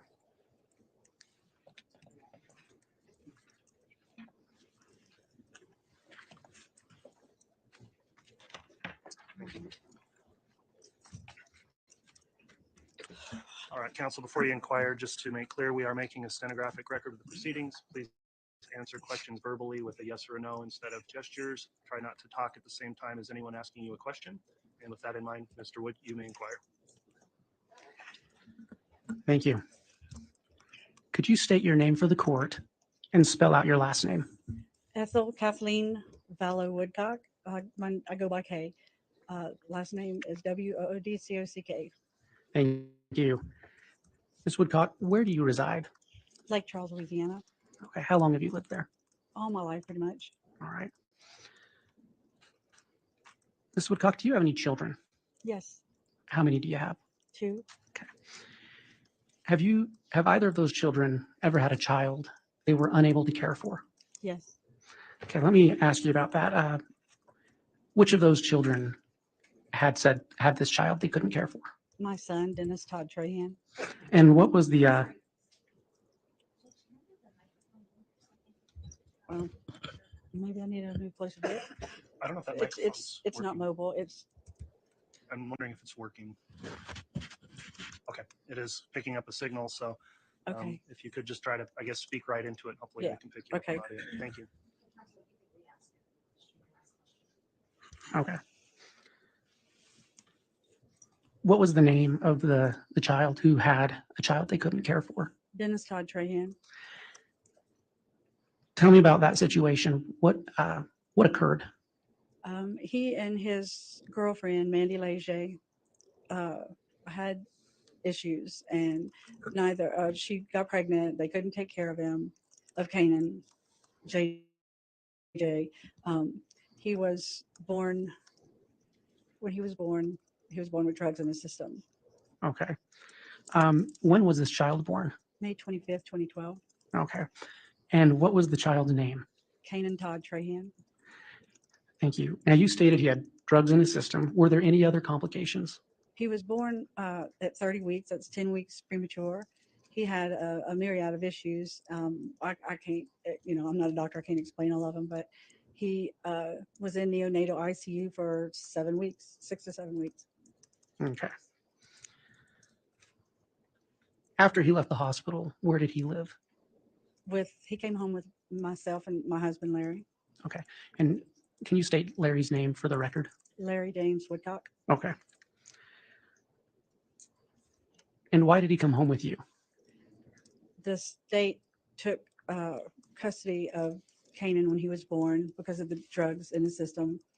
And we were deemed as his caregivers until they gave Todd and Mandy a chance to work out their plan, that they help them try and become, independent. The state gave them to us. Were Todd and Mandy ever able to regain custody of Kanan? No. Okay. How long did you have Kanan? We got him in early July of 2012, and Charles and Lori got him in mid-February of 2013. Okay, I'm going to stop you there. Who is Charles? My brother, What is his full name? Leland Charles Anthony Vallow. Okay. And who is Lori? His wife. Okay. And what was her name? Lori, Full name. well, when I knew her, it was Lori Ryan. So Lori Ryan Ballo. Okay. Is Lori Vallow in this courtroom today? Yes. Can you point to where she's sitting and describe what she's wearing for the court? She's sitting there at the defendant's table, I guess in a black jacket. Okay. Your Honor, the state would ask the court to take notice that the defendant has been identified. It's so noted in the record.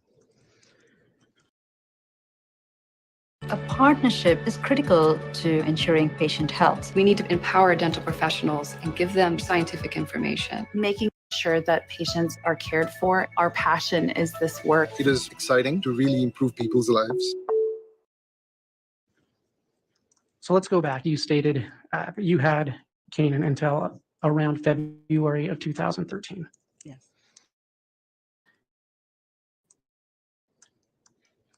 And so, and I believe you stated that Charles and Lori took Kanan at that point. Yes. Why did they take Kanan? They were granted legal custody. Okay. Did you ask them to take custody of Kanan? No, actually, it was Charles Charles and Lori approached us, and Larry and I were going to be given the option to adopt him first before anyone, and then Charles and Lori approached us saying that they would love to adopt him if, you know, he was talked very gingerly about it because it was a very sensitive subject, and we, you know, I was like, look, we'll think about it, but you know, we just have to think about this. That's a big decision. And Okay. Why in the end, did Charles and Lori adopt Kanan? yes, And why did you allow that to happen? they seem, well, number one, Charles wanted, I need to back this up with that other question, if I may. They wanted to have a child of their own. He had 2 kids, she had 2 kids. They wanted to have a child together. Anyway, sorry, ask your question again. Why did you allow Charles and Lori to adopt Kanan? They had a much different lifestyle than Larry and I did. All we did was work and work and go home. They were a busy lifestyle. They were very family oriented. You know, Lori was active in the community. Charles was active. They were very active in the church.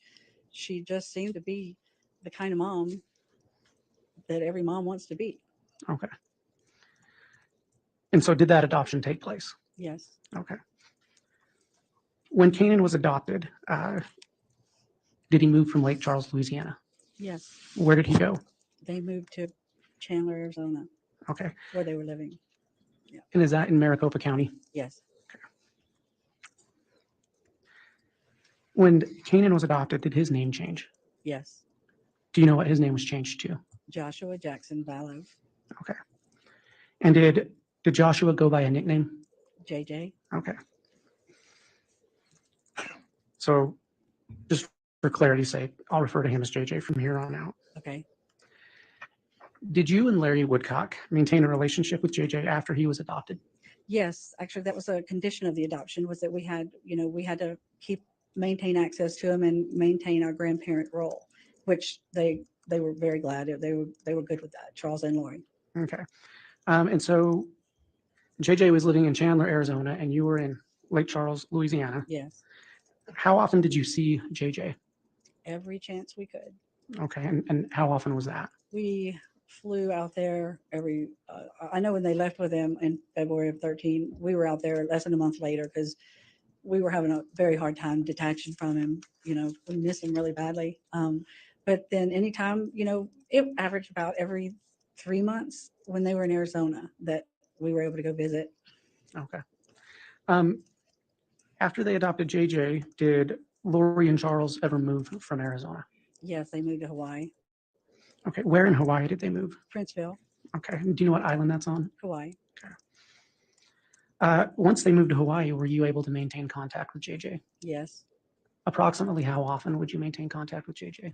Since Hawaii was a much bigger flight, a much longer flight to get to. So yes, I went, averaged out every 5 to 6 months, and I would stay, or if Larry was with me, we would stay like at least a week and maybe 10 days, a week to 10 days. Okay.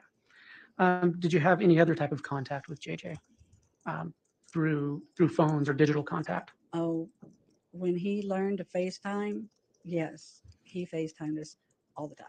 Okay. And the phone too. He would call us all the time. All right.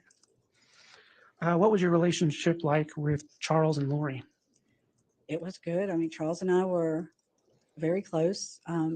He was my brother, and we always got along. We were very close. And Lori, she was just a doll. We were good friends. We talked, all the time. I mean, we didn't make a lot of phone calls between each other, but when we saw each other, it was very, it was like we had missed a day of not talking. Okay. Did you ever spend time with other members of her family? Yes, Okay. Did Lori have any other children? yes, Do you recall who they were? yes. Colby Ryan and Kylie Ryan. Okay. Who was oldest? Colby. Okay. Did you ever meet other members of Lori's family? Yes, there were some birthday parties and things, maybe 4th of July stuff, but yes, I did. Who do you recall meeting? Her parents, Barry and Janice Cox. She had a brother, Alex Cox, and her other brother, Adam Cox. Okay. Anybody else in the family you recall meeting? Not that I recall. Okay. You mentioned Alex Cox. Do you know approximately how many times you met Alex Cox? A handful of times, maybe. Sometimes he would stay with them, and so I would see him when I went to visit. Okay. To your knowledge, is Alex Cox living or deceased? Deceased. Do you know approximately when that happened? December 12th, 2019. Okay. Did Charles and Lori ever move back from Hawaii? Yes. When was that? It was around Christmas or New Year's of 2016. Okay. And did you maintain a visit? Did you continue to visit JJ in Arizona when they moved back? Yes, we did. Okay. Did you ever see Kylie at the home? We did. Excuse me. Yes, she was around there. She was being her good little sister self to JJ. She would often go to her grandparents while we were there. I don't know why that was, and as she got older, she was busy with her friends and stuff. But absolutely, we spent time together. Okay. What did you observe in the relationship between Lori and JJ? I witnessed. She was a doting mom. She was very engaged. She was. I know one time when we went, he was probably a year old. She had a photo album, and she had pictures in it, and she had pictures of me and Larry and other people, and she was reinforcing that we were his grandparents. She would point to him and say, "That's Mama," and point to the next picture, "That's Papa," and she was a good mom for everything I could see. Okay. What did you observe in the relationship? Charles was engaged. He took a lot of when Charles was traveling for business, Lori had him all to herself. But when Charles got home from his businesses, he had JJ all the time. Okay. I'm going to talk to you about the year 2019. Do you recall the first time you saw JJ in 2019? It was right around the 1st of February. Okay. Where was that? In Chandler, or in the Phoenix area, one of the Maricopa County. Okay. So is Chandler in the general Phoenix area? It's a suburb, yes. Okay. Do you recall how long you stayed there? That time was about probably 2 weeks. Okay. Was there a specific reason you had come out to visit that time? Yes. Charles reached out that he and Lori had split up, that she was gone, and he was totally very distraught. So I went excuse me, I went to help him with JJ. I don't object here. This is hearsay evidence that's coming in. Your Honor, I haven't heard any hearsay yet.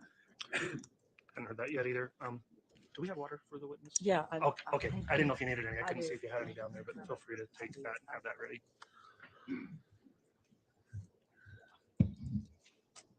All right. Objections overruled. So, Ms. Woodcock, you had stated that you were in the process of saying that you were out there because Lori was gone. Yes. Okay. Were you aware of where Lori was? No, To your knowledge, was Charles aware of where Lori was? no, Okay. Did you see Lori at all while you were there? no. Okay.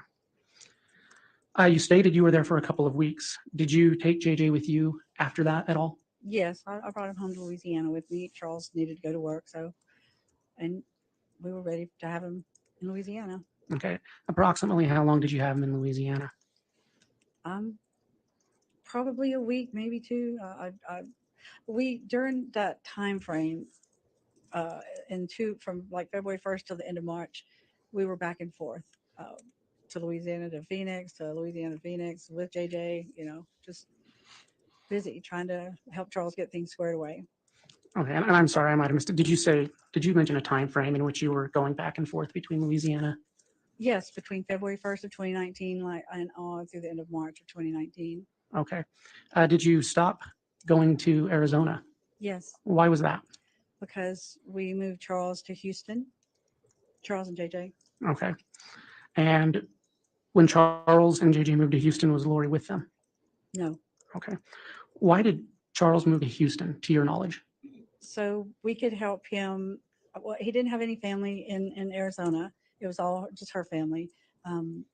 JJ needed good schools, which they had in Houston. We didn't really have any in Lake Charles. And Lake Charles is 2.5 hours from Houston. We would be able to, whenever Charles would go out of town, took up work. He was gone maybe 3 days when he would go to work, and that way I could be in Houston with JJ while Charles was gone, and he wouldn't be with a stranger, and I could get him back and forth to school and just take care of him while Charles would be working. Okay. Approximately how far is it between Houston and Lake Charles, Louisiana? 150 miles. Okay. So that's a drive that you can do. Yeah, just straight down I-10. Okay. And did you ever have occasion to go to Houston and stay with JJ while Charles was gone? Yes. Okay. How many times did you do that? There was once Charles moved there like March 31st of 2019. And he did need to get some work. He needed to go to work. So I went to Houston and stayed with JJ for probably 3 days. I think it was that time. And Charles went and did his work. JJ and we had a good time. Okay. I'm just going to briefly ask you a few questions about Charles's business. What did he do? He was a financial planner. He mostly sold annuities. Okay. At any time, did you become involved in helping Charles with his business? Yes. When was it? In February of 2019. So in the same time period we've been discussing. Yes. Why did you start helping Charles with his business? He asked me to help him out because he was very distraught with Lori, for one thing, for their separation, and he just needed help. I helped him with his payroll, his accounts payable, receivable. My husband Larry and I owned a business, so I was very familiar with the workings of a business or being self-employed, and so I did what I could to help him. Okay. And so through this help, did you have access to Charles's banking information? Yes. Did you have access to his emails? Yes. Okay. Did you have access to other financial information? Yes. Okay. Did anything happen in April that changed the situation and arrangement you had with Charles? Yes. What was that? Lori went to Houston, moved in to Houston with Charles and JJ. Okay. Can you state that again to be clear for the record? Oh, Charles and Lori moved to Houston with Charles and JJ. Okay. And you said that was sometime in April of 2019? Yes. Okay. After that, did you continue to see JJ in the Houston or Lake Charles area at all? Oh, yes. Often. Okay. How often? Every weekend he would come, or every other weekend, just whenever he could get away, he would bring JJ, and they would come for the weekend, which we were more than happy to have them. Okay. Did Lori stay in Houston? Are you aware if Lori stayed in Houston? As in, Did she stay? I apologize. Did she continue to live in Houston? As far as I knew, she was go to Phoenix, and I don't know where else, but I don't know exactly what her travels were at the time. But I know Charles would come sometimes and say, "Well, Lori's gone this weekend," or she went to do this weekend. I don't remember the specifics. Okay. Um, did she move from Houston? Yes, in June of 19, Charles secured her home in Tampa. Okay. And when Lori moved back to the Phoenix area, where was Charles staying at that time? He wasn't staying there. He still had a home in Houston, but when he would get a hotel. Okay. Um, at that time, to your knowledge, are you aware if Charles was intending to divorce Lori? Yes. Okay. Do you know if he was ever able to finalize that divorce? No. Okay. To your knowledge, is Charles Vallow alive or deceased? He's dead. Do you know the date he died? July 11th, 2019. Okay. To your knowledge, did Charles Vallow have a life insurance policy? Yes. Did you ever have an occasion to speak with him about that policy? Yes. When was that?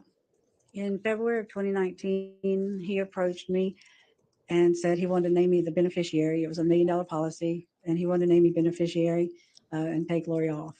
Okay. Did you ask him to name you as the beneficiary? No. Okay. During that conversation, did you commit to doing anything with that life insurance policy money if you were the beneficiary? Yes. What did you commit to do with that money? To finish raising JJ because Lori didn't want him anymore. And did you commit to doing anything else with that money? Yes. He had asked me to give half of it to his 2 adult sons, which I did. Okay. Did you ever have another conversation with Charles about that life insurance policy?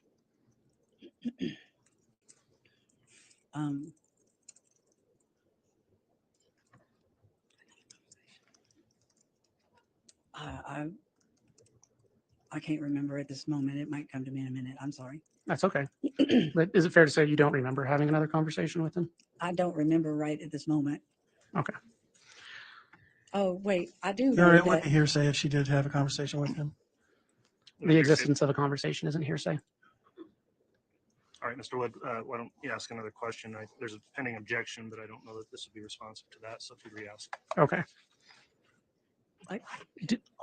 We've got another question that'll be Okay. posed before you can answer, sorry. After Charles's death, did you receive the benefit of that life insurance policy?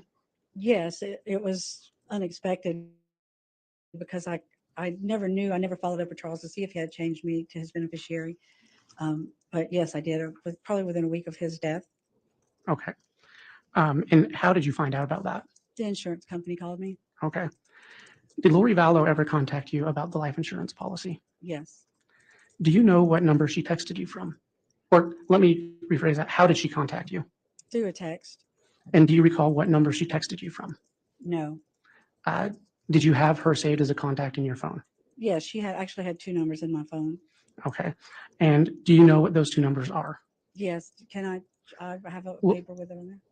Do you remember those numbers off of the top of your head? No. In anticipation of today, did you make a record of what those numbers were if you couldn't remember it? Yes. Would it refresh your memory to look at those numbers? Yes. Your Honor, I'd ask, well, what kind of document did you prepare to see those numbers? I just did a screen print and I have it on and made a copy. Okay. Your Honor, I'd ask that the witness be allowed to look at those documents to refresh her memory. Any objection? They are. All right, you can go ahead and just indicate on the record what it is specifically you've looked at, and then after you've looked at that, put it away or turn it off if it's a device, and then we'll. I have it. Okay, I so can copy printed papers, it Yeah. appears. If you'll just look at those, and then once you've refreshed your recollection, set those aside, and then Mr. Wood will ask another question. Do you want? Have you had a chance to look at those? Yes. Okay. Do you recall the numbers you had stored in your phone for Lori? Yes. What was the first one? 480-489-4652. And what was the second? 480-692-9562. Thank you.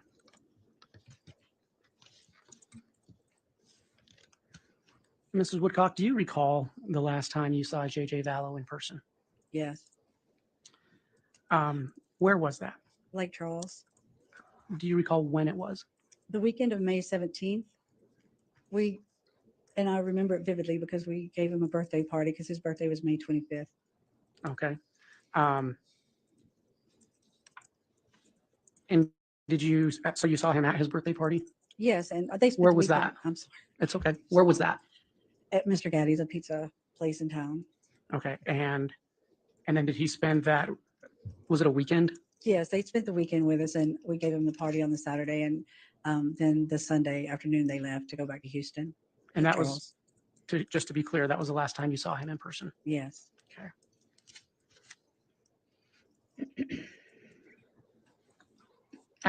After the last time you saw him in person, did you ever have contact with him again? I think we may have had a phone call or two when he was with Charles, yes, but Okay. that was about it. All right. After Charles passed away on July 11th, did you ever have contact with him again? Yes. Tell me, well, do you remember how many times you had contact with JJ? 3 times. Do you recall the first time you did? Yes. How did you have contact with him? It was a FaceTime. Okay. Do you recall when that was? It was probably, let's see, June 11th. So probably around June 20th. I'm sorry, July 20th. Probably about a week or so after Charles's death. Okay. Was there anything about that contact that stood out to you? Yes. What was that? He normally had an iPad or a phone, and he would walk around and talk to Larry and me. And it was always so funny because he wouldn't hold the device to him. He would walk around and we'd see the ceiling in most of the places that they lived. But anyway, it was always funny. But yes, he would hold the iPad or the device and he would talk until he was ready to hang up. And so that's how you normally communicated with him over Yes. FaceTime. On this specific incident that I asked you about, was there anything different about your communication with him? Yes, he did not have the device in his hand. Somebody was holding it for him. And he normally, like I said, he normally always had it, but it was a very short call. And he would look up and whoever it was obviously taller than him.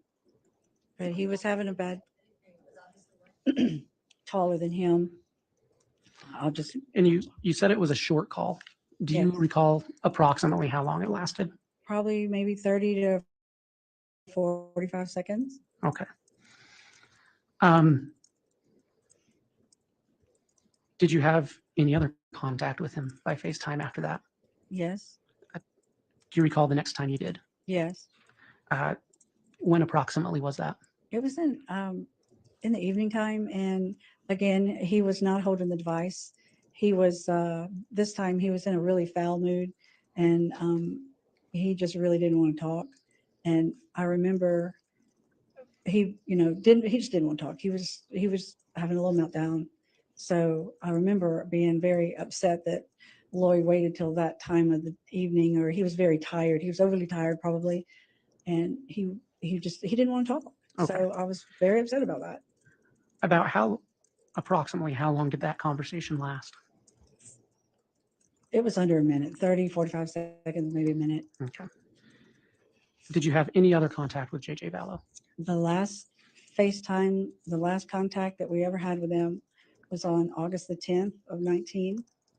And that was a 35-second FaceTime. And he, again, was not holding the iPad or the device.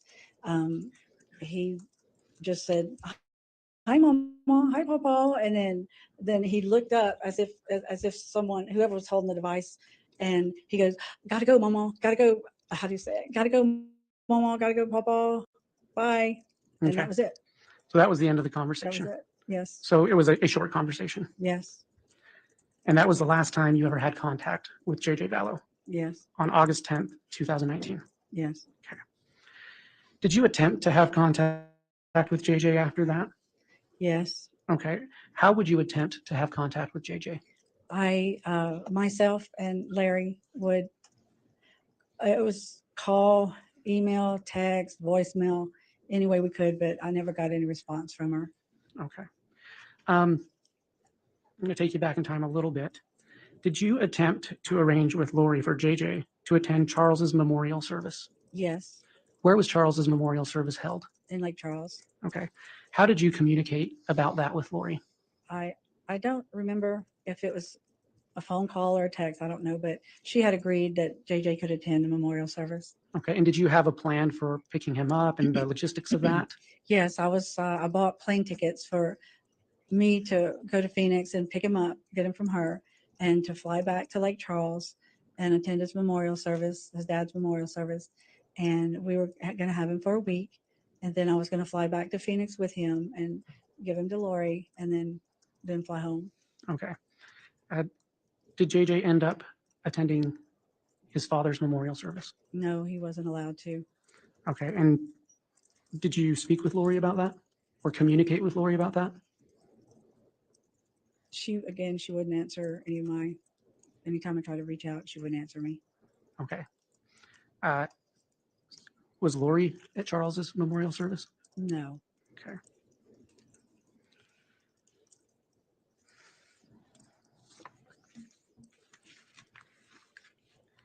Your Honor, I'm going to ask the bailiff to show the defense and hand the witness a self-authenticating document. All right, is there a courtesy copy for the court? I don't have a courtesy copy for the court. Your Honor. All right, well, go It's in an evidence bag. Okay. Is it on the exhibit list? Yes.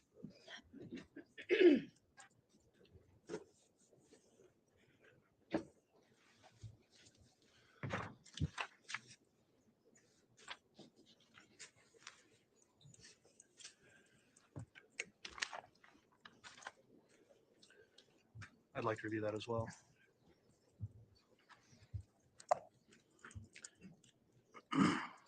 Your Honor, this may be a good time for me to lodge an objection outside the presence of the jury. I don't know if the court wants to do a sidebar first or what. All right, if that's the case, Mr. Thomas, I'll suggest we'll take our lunch recess at this time and ask the jurors to be excused before we do that, and then I can take up the objection you're going to lodge once they've been excused to the jury room for the lunch break. So let's go ahead and do that now then. So if all would rise for the jury. All right.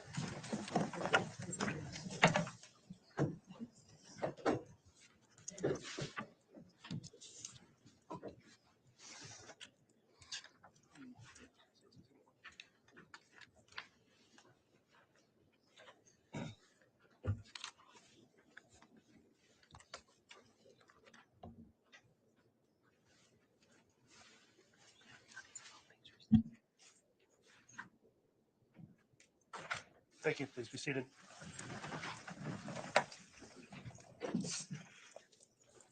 Mr. Thomas, if you've got an objection, you can indicate that at this time. Thank you, Your Honor. May I have voir dire native an objection? Yes. All right. Ms. Woodcock, a little earlier in the testimony, you were looking at some papers that you indicated refreshed your recollection about some text messages. Is that correct? Yeah, where I got responses or whatever from Lori, yes. Okay. And where did you get those papers? I had her numbers in my phone. Where did you get the papers that you had? Oh, I printed them. You printed them yourself? No, I brought them, I sent them, I emailed them to somebody, somebody on the prosecution team, and they printed them for me. Let's see. So you've had contact with the prosecution team? Yes. Okay. And how many times have you had contact with the prosecution team? When was the first time you talked to them? In probably January of 2020. Okay. And how many times since January of 2020 have you had contact with the prosecution team? Your Honor, I'm going to object. I don't know what this has to do with that document. Your Honor, under Idaho Criminal Rule 16b6, the state is required to give me a summation of whenever they speak to a witness, what the things that are said within that meeting. And if she's had meetings with the prosecution that we are not privy to and that we have not been given access to or summations of, we've objected to those in the past. The state has provided some on other witnesses, but I don't believe we've gotten any on Ms. Woodcock. It's a violation of Rule 16 discovery. Has there been a specific written request made by the defense? No, because we didn't know they were having continuing contact. Under 16b6, they are required to do that. Well, the rule starts off on written request of the defendant. That's why I'm asking if there's a written Oh, request. absolutely, yes, there's a written request.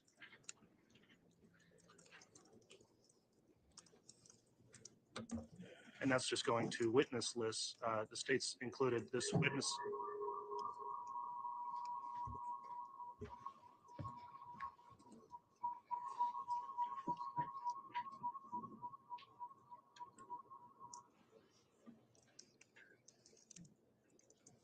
Oh, thank you.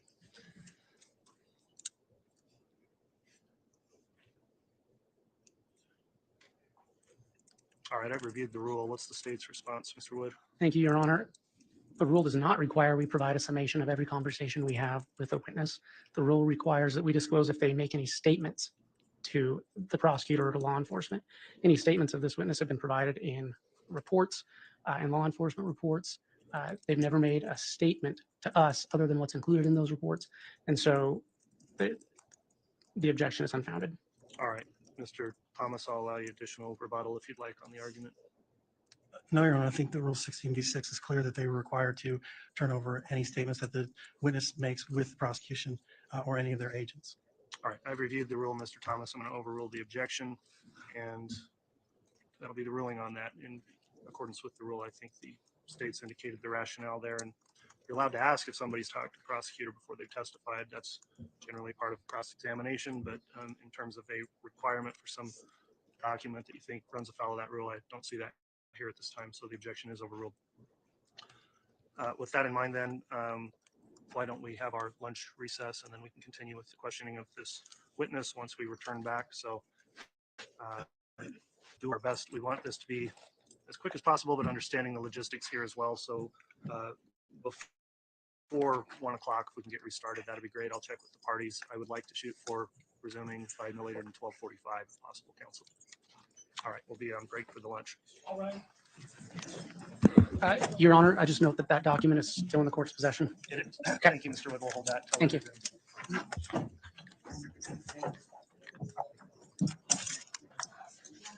You can return now.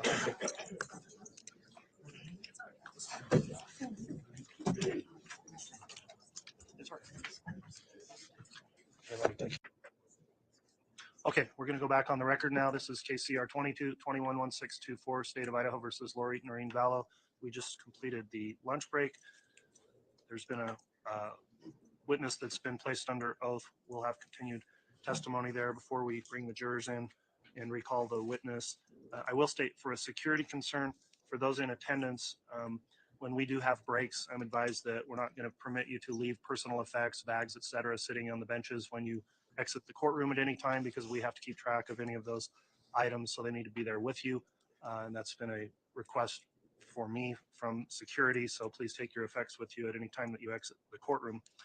I'll also note that the continuing conduct orders are in effect for both this courtroom and the viewing areas where this is being simulcast.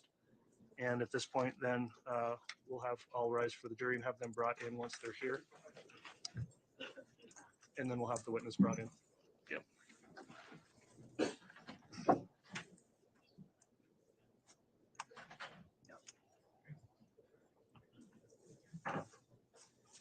Yeah, Ms. Woodcock, if you come forward, we'll continue with your testimony.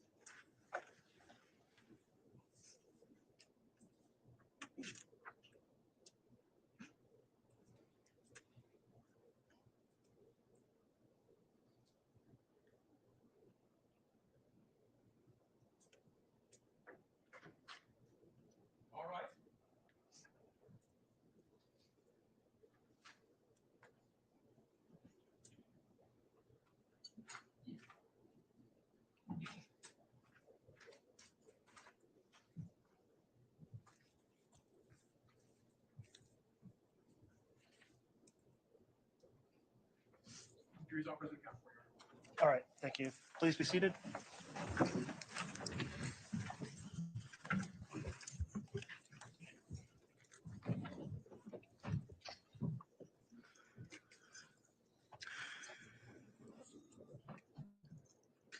All right, we're returning to testimony here after the lunch break. I'll note that the witness who's testifying, Ms. Woodcock, you've previously been placed under oath and you are still under oath for continued questioning. There was an exhibit that was held by the clerk at this time. It's been offered but not yet admitted, and I believe that was marked as State's Exhibit 1. Mr. Wood, if you'd like to continue your direct examination of this witness, you may. Could we quickly approach and have a real quick sidebar, Your Honor? Yes.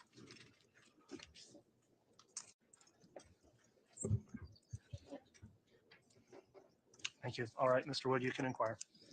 Thank you. Your Honor, I previously handed or had handed up to the court State's Exhibit 1, which is a self-authenticating document.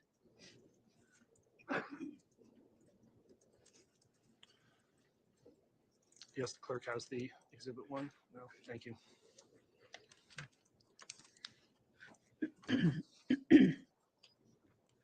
Mrs. Woodcock, do you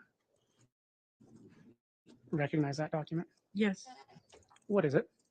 A Louisiana birth certificate for Kanan Todd Trahan, Okay, and what is the birth date on that document?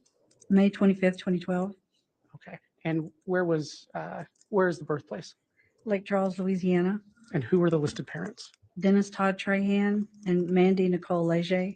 Okay, Your Honor, I'd ask that be published for the jury. Any objection? No objection, Judge. All right, the exhibit may be published to the jury. Not yet.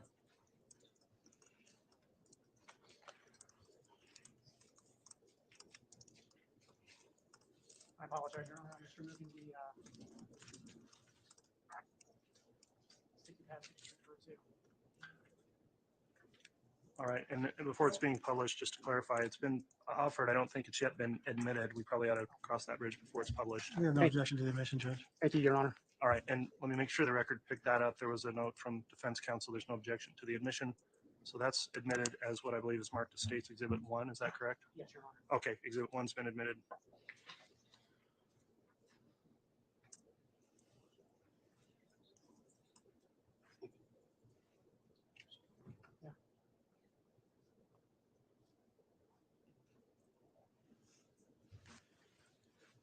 Yeah, I'm not sure why the projector isn't working. We had it going a minute ago.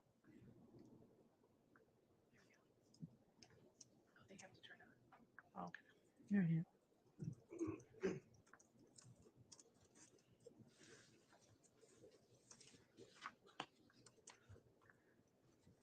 Mrs. Woodcock, is that to your knowledge, is that the birth certificate that was received when Kanan was first born?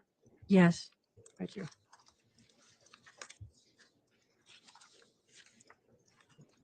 Your Honor, the state would ask to hand the defendant State's Exhibit 2. It's another self-authenticating document. While it is the document itself, the state did prepare a courtesy copy for court and counsel. All right, the witness can be handed the exhibit and I'll review the courtesy copy.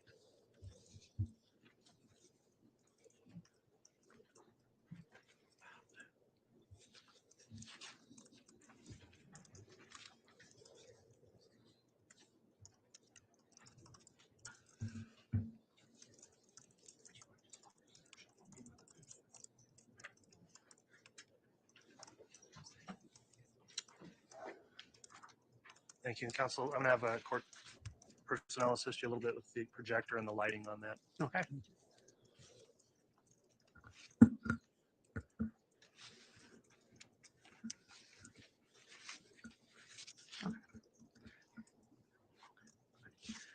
Mrs. Woodcock, do you recognize that document? Yes. There's nothing on the screen. I mean, this one? Yes, the document you're holding. All right. Yes, I recognize it. What is that? Final decree of adoption. Okay. Your Honor, where that's a self-authenticating document, I'd ask that it be admitted into evidence. Any objection? No objection. Okay, is that State's Exhibit 2? Yes, and if I could get that copy, I'll put it on the screen for the witness and the jury. May I publish it to the jury, Your Honor? You may. Exhibit 2 has been admitted.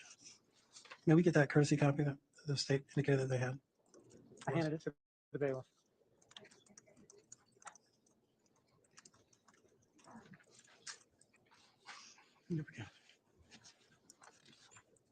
Mrs. Woodcock, you previously testified that was a decree of adoption, correct? Yes. Who is the adopted child on that? Kane and Todd Trahan, And who are the adoptive parents? Charles Vallow. I can't find his name right at this moment. Charles Vallow and Lori Vallow. Okay.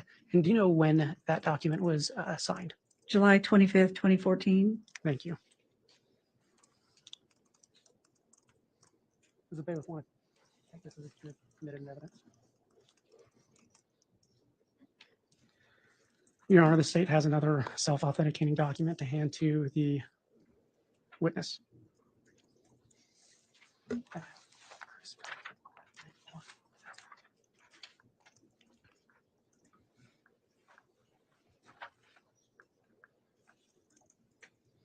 This has been marked as State's Exhibit 3. Is that the original? I think it's the original.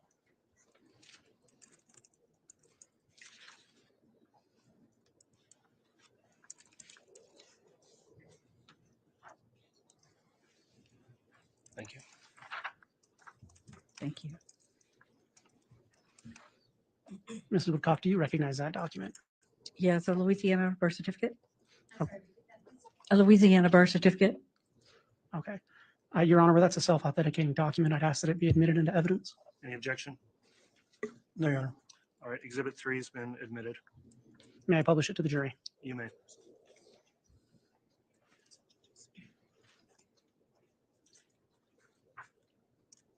Mrs. Woodcock, you stated that was a birth certificate? Yes.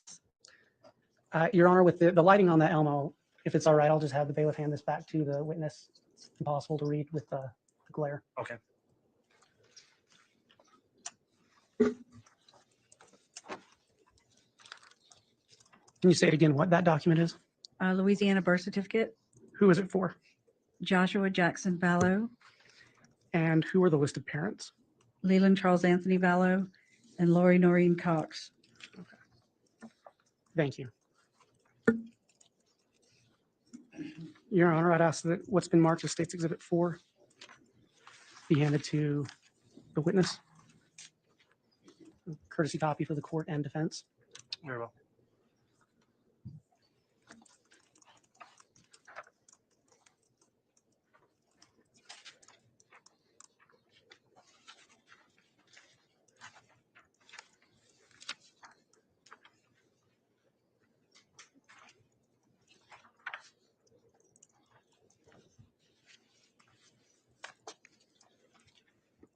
Mrs. Woodcock, do you recognize that document?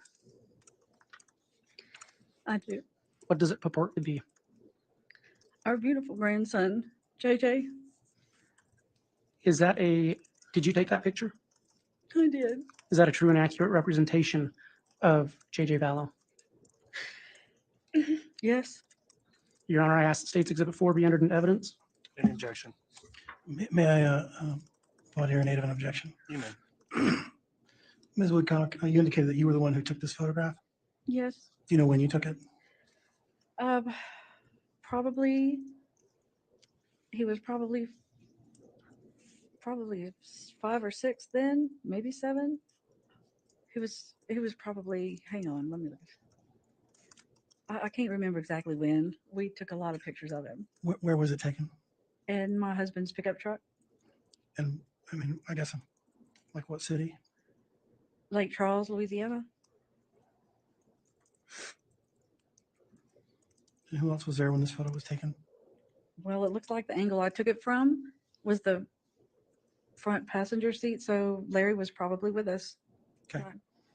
You don't have any specific recollection of the day you took this? No, but this has always been one of my favorite pictures. Okay. Of him. Your Honor, I have no objection to the admission of State's Exhibit 4. All right, Exhibit 4 is admitted.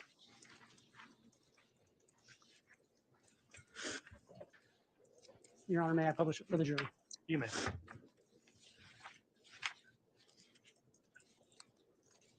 Mrs. Woodcock, who is that again? Who is that a picture of? JJ. Okay. Is this the JJ that we've been speaking about this morning? Yes, it is. Okay.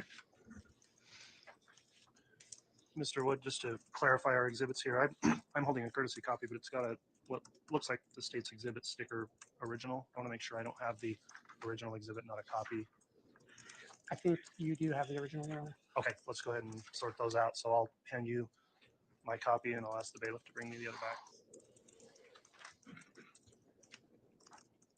Thank you. Thank you, Your Honor. Mrs. Woodcock, you, before we broke for lunch, you had testified about Charles Vallow dying and trying to make contact with JJ, correct? Yes. At any time, after the death of Charles Vallow, did you become concerned about the whereabouts of JJ? Yes. Why? Because Lori didn't want him anymore. Were there any other reasons you were concerned about his whereabouts? I didn't know. I was having trouble reaching Lori and her keeping in touch, letting us keep in touch with him. Okay. Did you ever reach out to law enforcement about your concerns about JJ? Yes. When did you do that? My brother died on July 11th, and we found out about it July the 12th. And we were in Lake Charles, and he was deceased in Arizona in a Chandler. And we found out Friday afternoon. That was on the 12th. And then we talked to a detective then. And Larry and I flew out the next day to Phoenix so we could meet with the detective. And he met with us the next day, that Sunday afternoon. And our first question to the detective was, we are so worried about JJ. And also, did he see what happened to his dad? So you spoke with law enforcement very soon after your brother's death? Yes. After you first spoke with law enforcement, you did have occasion to FaceTime with JJ, as you testified earlier, correct? Yes.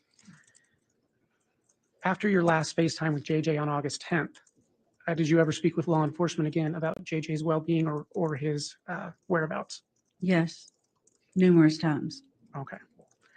Your Honor, at this point, I'm going to renew my objection pursuant to Idaho Criminal Rule 16b6. She's indicating that she met with law enforcement on numerous occasions. I've received some, but I don't think I've received all of those communications. Response. Your Honor, the defense has received multiple reports, and I think that those would indicate all of the witnesses' statements about her concerns about JJ. All right. I've considered the record that I've got on the issue and looking at the rule cited 16b6. I'll overrule the objection. Mrs. Woodcock, did you take any steps yourself to try and locate JJ? Yes. What did you do? We hired a private investigator in October because we had not heard from JJ since August 10th. We heard that Lori had left the state with JJ, and we had no idea where she was. Okay. Or he was. Okay. I want to speak with you about November in 2019. Was JJ Vallow ever physically with you in November of 2019? No. You had testified earlier that you were helping your brother Charles with his business, correct? Yes. And you had access to multiple of his financial records? Yes. And other accounts? Yes. Okay. Did anything happen in November that alerted you to Lori Vallow's whereabouts? Yes. Okay. Do you recall what date that happened? November 8th. Where were you? At home, Lake Charles. In Lake Charles. Okay. How did you become aware of Lori Vallow's whereabouts? I had a printer that was Charles's. When we cleaned out his house in Houston, one of his sons and my family went to pack it up to vacate the house, and nobody wanted the printer, so I said, okay, I'll take it home, and it sat on my table for a couple of months. And on November the 7th, I decided it was time to hook it up to my computer, and I was having trouble with the scanner, so I was quite aggravated with it. So I went to bed and left it alone to look at it with a fresh eye in the morning. And I woke up at 4:30 in the morning and I'll just had to go, something was telling me to go work on that scanner. And when I got to my computer, I noticed that if you have Gmail, when you log on, there's a whatever icon you want it to be in the top right of your screen. And I saw Charles's icon, for his Gmail on my computer screen. So I don't know how it was there, but it was there. And so I clicked on it and it brought me to his Gmail to sign in. And Were you able to sign into that Gmail account? yes, Did you have access to Charles's passwords? yes, he had 3 favorite passwords, and the first one I used worked. And had he provided you those passwords? Yes. Okay. When you opened up that Gmail account, what did you see? There was a bunch of emails, but one that stuck out specifically was an Amazon, like a delivery like an ordered status email. Okay. Where was that delivery to? It was to 575 Pioneer Road, apartment 175 in Rexburg, Idaho. Do you recall the date of that delivery? It was probably a couple of days before November 8th. I don't remember specifically. Okay. But it was after July 11th, correct? Yes. Okay. And that delivery, was that associated with a specific company? It was with Amazon. Okay. What did you do after you saw that notification? I called Brandon Boudreaux was first, and then law enforcement. And I do believe I talked to our private investigator as well. I talked to numerous people that day regarding it because I was shocked at what I found. Okay. Did you look further into that Amazon account? Yes, I got into the browsing history in the Amazon account, and I saw that there was browsing for a beach wedding dress, a bathing suit, men's large size, I think it was large, white linen top and pants, and malachite wedding rings. And there were a couple other little odd and end things, I believe, maybe flip flops or something. Was there a date associated with that browsing history that you saw? Yes. What date was that? October 2nd. Of what year? 2019. Was there a reason that caught your attention? Yes, because I had learned before that Tammy Daybell had passed away on October the 19th. And this was her looking at wedding rings and wedding stuff on October. I'm going to stop you there. Oh, sorry. When you said she was looking at wedding rings, who did you believe was looking at wedding rings? Lori. Okay. And was there anything else about that browsing history that caused you concern or caught your attention?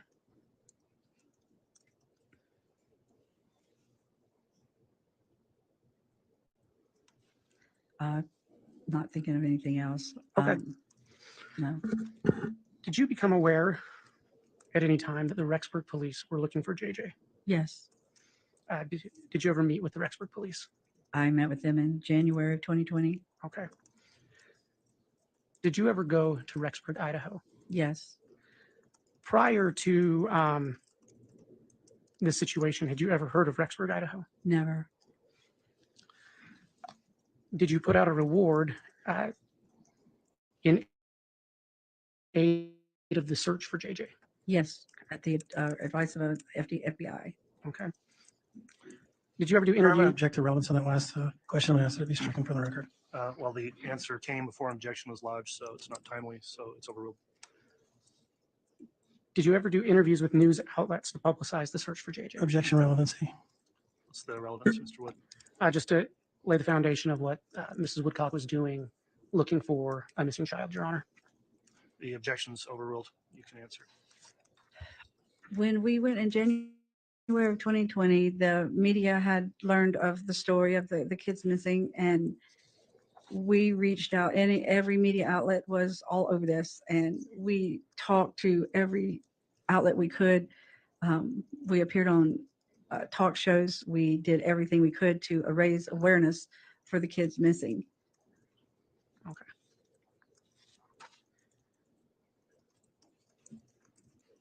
Around this time, did you ever become aware if Lori Vallow had remarried?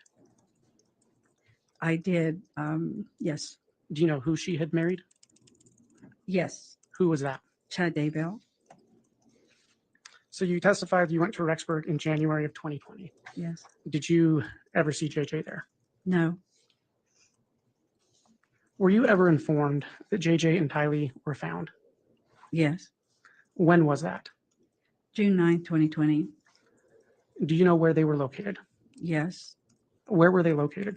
In Chad Daybell's backyard, buried in shallow graves. Okay. Your Honor, the state has no further questions at this time. All right, thank you, Mr. Wood. Let's make sure we've got all the exhibits that were admitted to the court clerk, and then Mr. Thomas, you can conduct your cross-examination.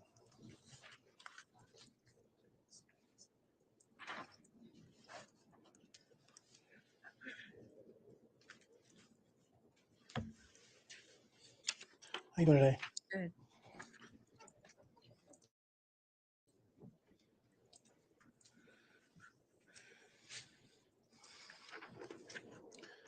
So when JJ was born, this was your son, right? That he was born to? Yes. Okay.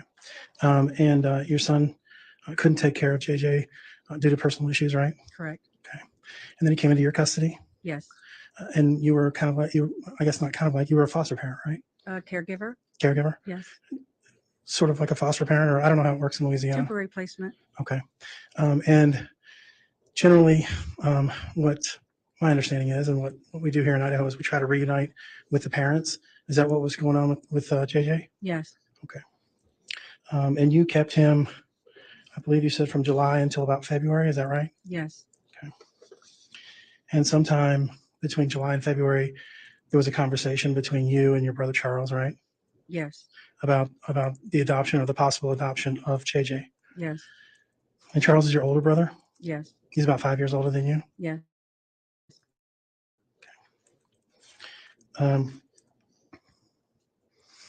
And tell me again why it is that you didn't want to adopt JJ. We really wanted to adopt JJ, and we could have provided him a good home. But when speaking with Charles and Lori, they just had their atmosphere was a lot more conducive to a baby. He had issues. Kanan, I call him Kanan when we had him, and JJ after. So if I use either, Sure. That's the difference. So with Kanan, in Lake Charles, there were no special schools for children with disabilities, and that we knew that was going to be a concern at some point. Lori and Charles just seemed to have the right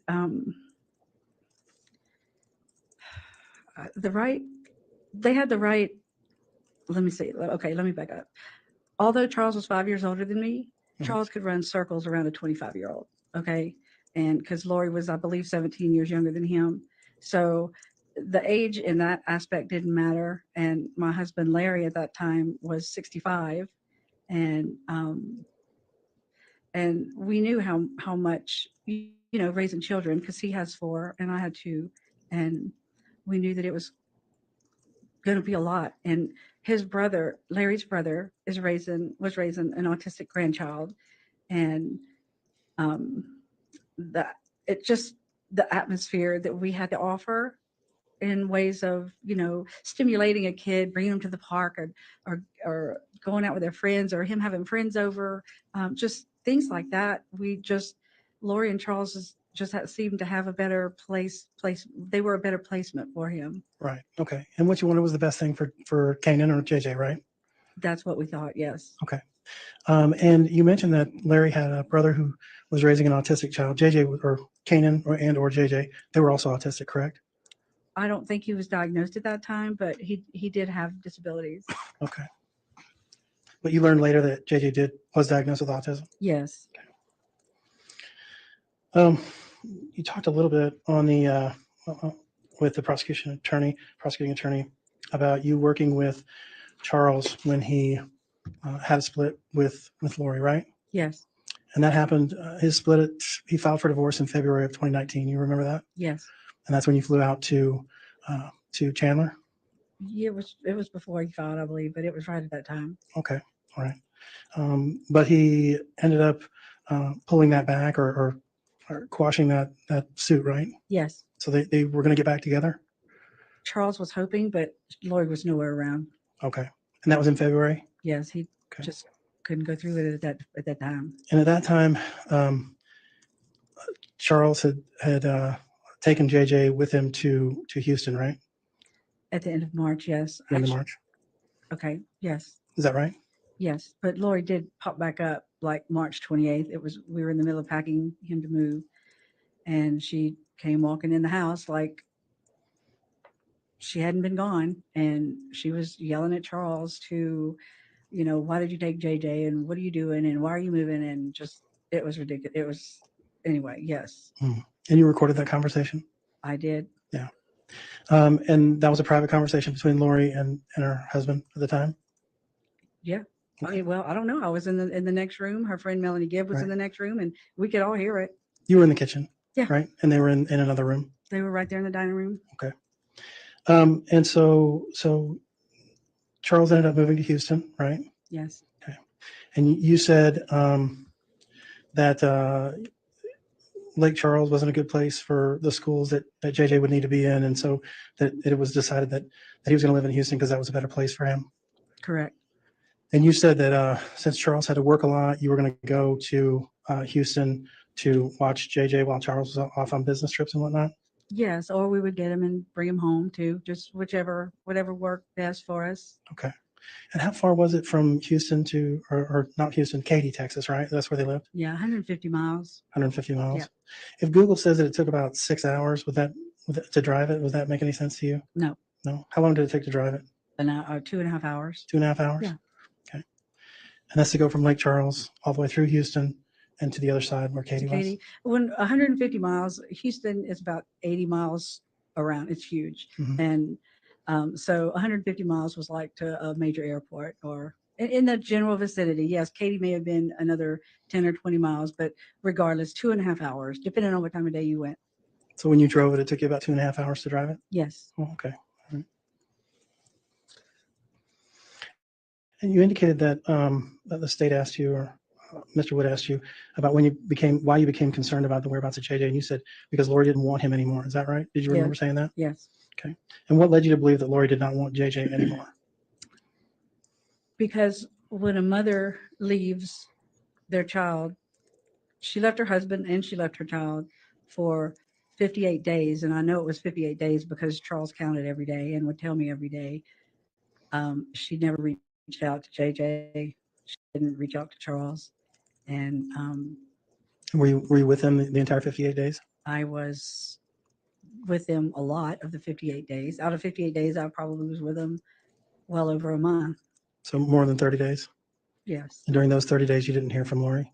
No. Okay. But you're not aware of times that she may have called and talked to Charles or JJ between that time that you weren't there? You don't have any specific knowledge, right? Not that he told me, no. Okay.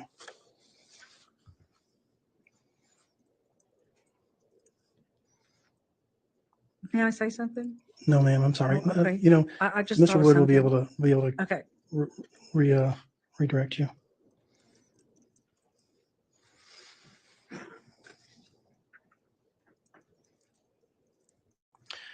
Something interesting. On November the 8th, you indicate that you had packed up Charles's house previously and nobody wanted the printer, and so you took the printer back to your house. You recall that? Yes. And then you said that you were having trouble with the scanner portion of it, and so you just went to bed. Yes. And then you woke up at 4:30 in the morning, and what was that like? Tell me a little bit about that. Was that? It was weird because I never woke up at 4:30 in the morning. Mm-hmm. And for me to wake up at 4:30 in the morning with that scanner on my mind and having to get that was really weird because I never worried about anything that much. The new Smoke Triple Stack at Firehouse Subs is stacked with honey ham, smoked turkey, and smoked beef brisket. And a portion of every purchase helps provide life-saving equipment to first responders. Only at Firehouse Subs. Tap the banner now to start your order.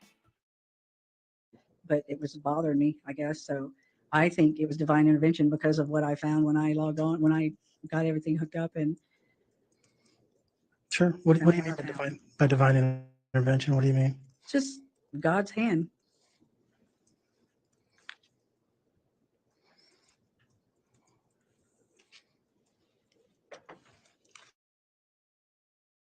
Thank you. No further questions. All right, thank you, Mr. Thomas. Mr. Wood, do you have any redirect of the witness? The state has no further questions, Your Honor. Okay, thank you. That'll conclude your testimony. You may go ahead and return down to your seat there in the gallery. We'll give you a moment to do that, and then I'll ask the state if they've got another witness.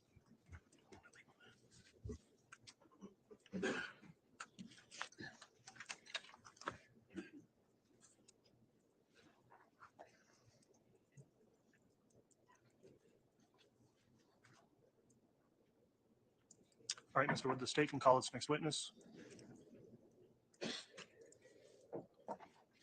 Your Honor, the state calls Brandon Boudreau.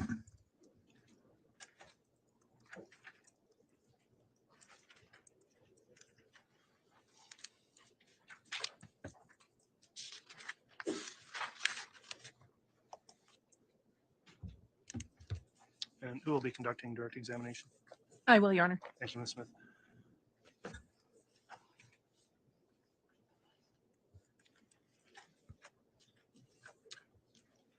You solemnly swear or affirm that the testimony you're about to give will be the truth, the whole truth, and nothing but the truth, so help you God?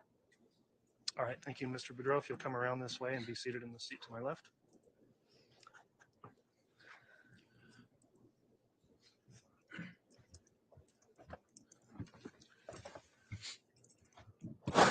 All right, just a few quick instructions. We're making a record of the case, so please make verbal responses to any questions. Say yes or no instead of shaking your head, for example.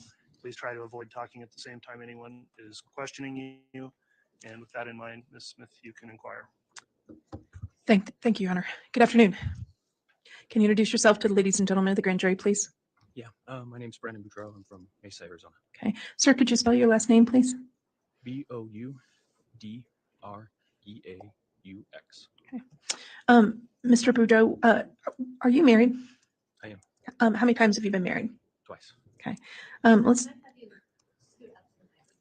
Sure. Sorry. Okay. And I think it'll help if you just lean just a little forward. It may be a little uncomfortable, but lots of people need to hear. Okay. All right. And you said you'd been married twice. Let's talk about your first marriage. Who were you married to? Melanie Cope at the time. She became Boudreau. Okay. With your marriage to Melanie Boudreau, did you have any children? I did. How many? 4. Okay. And what are their ages?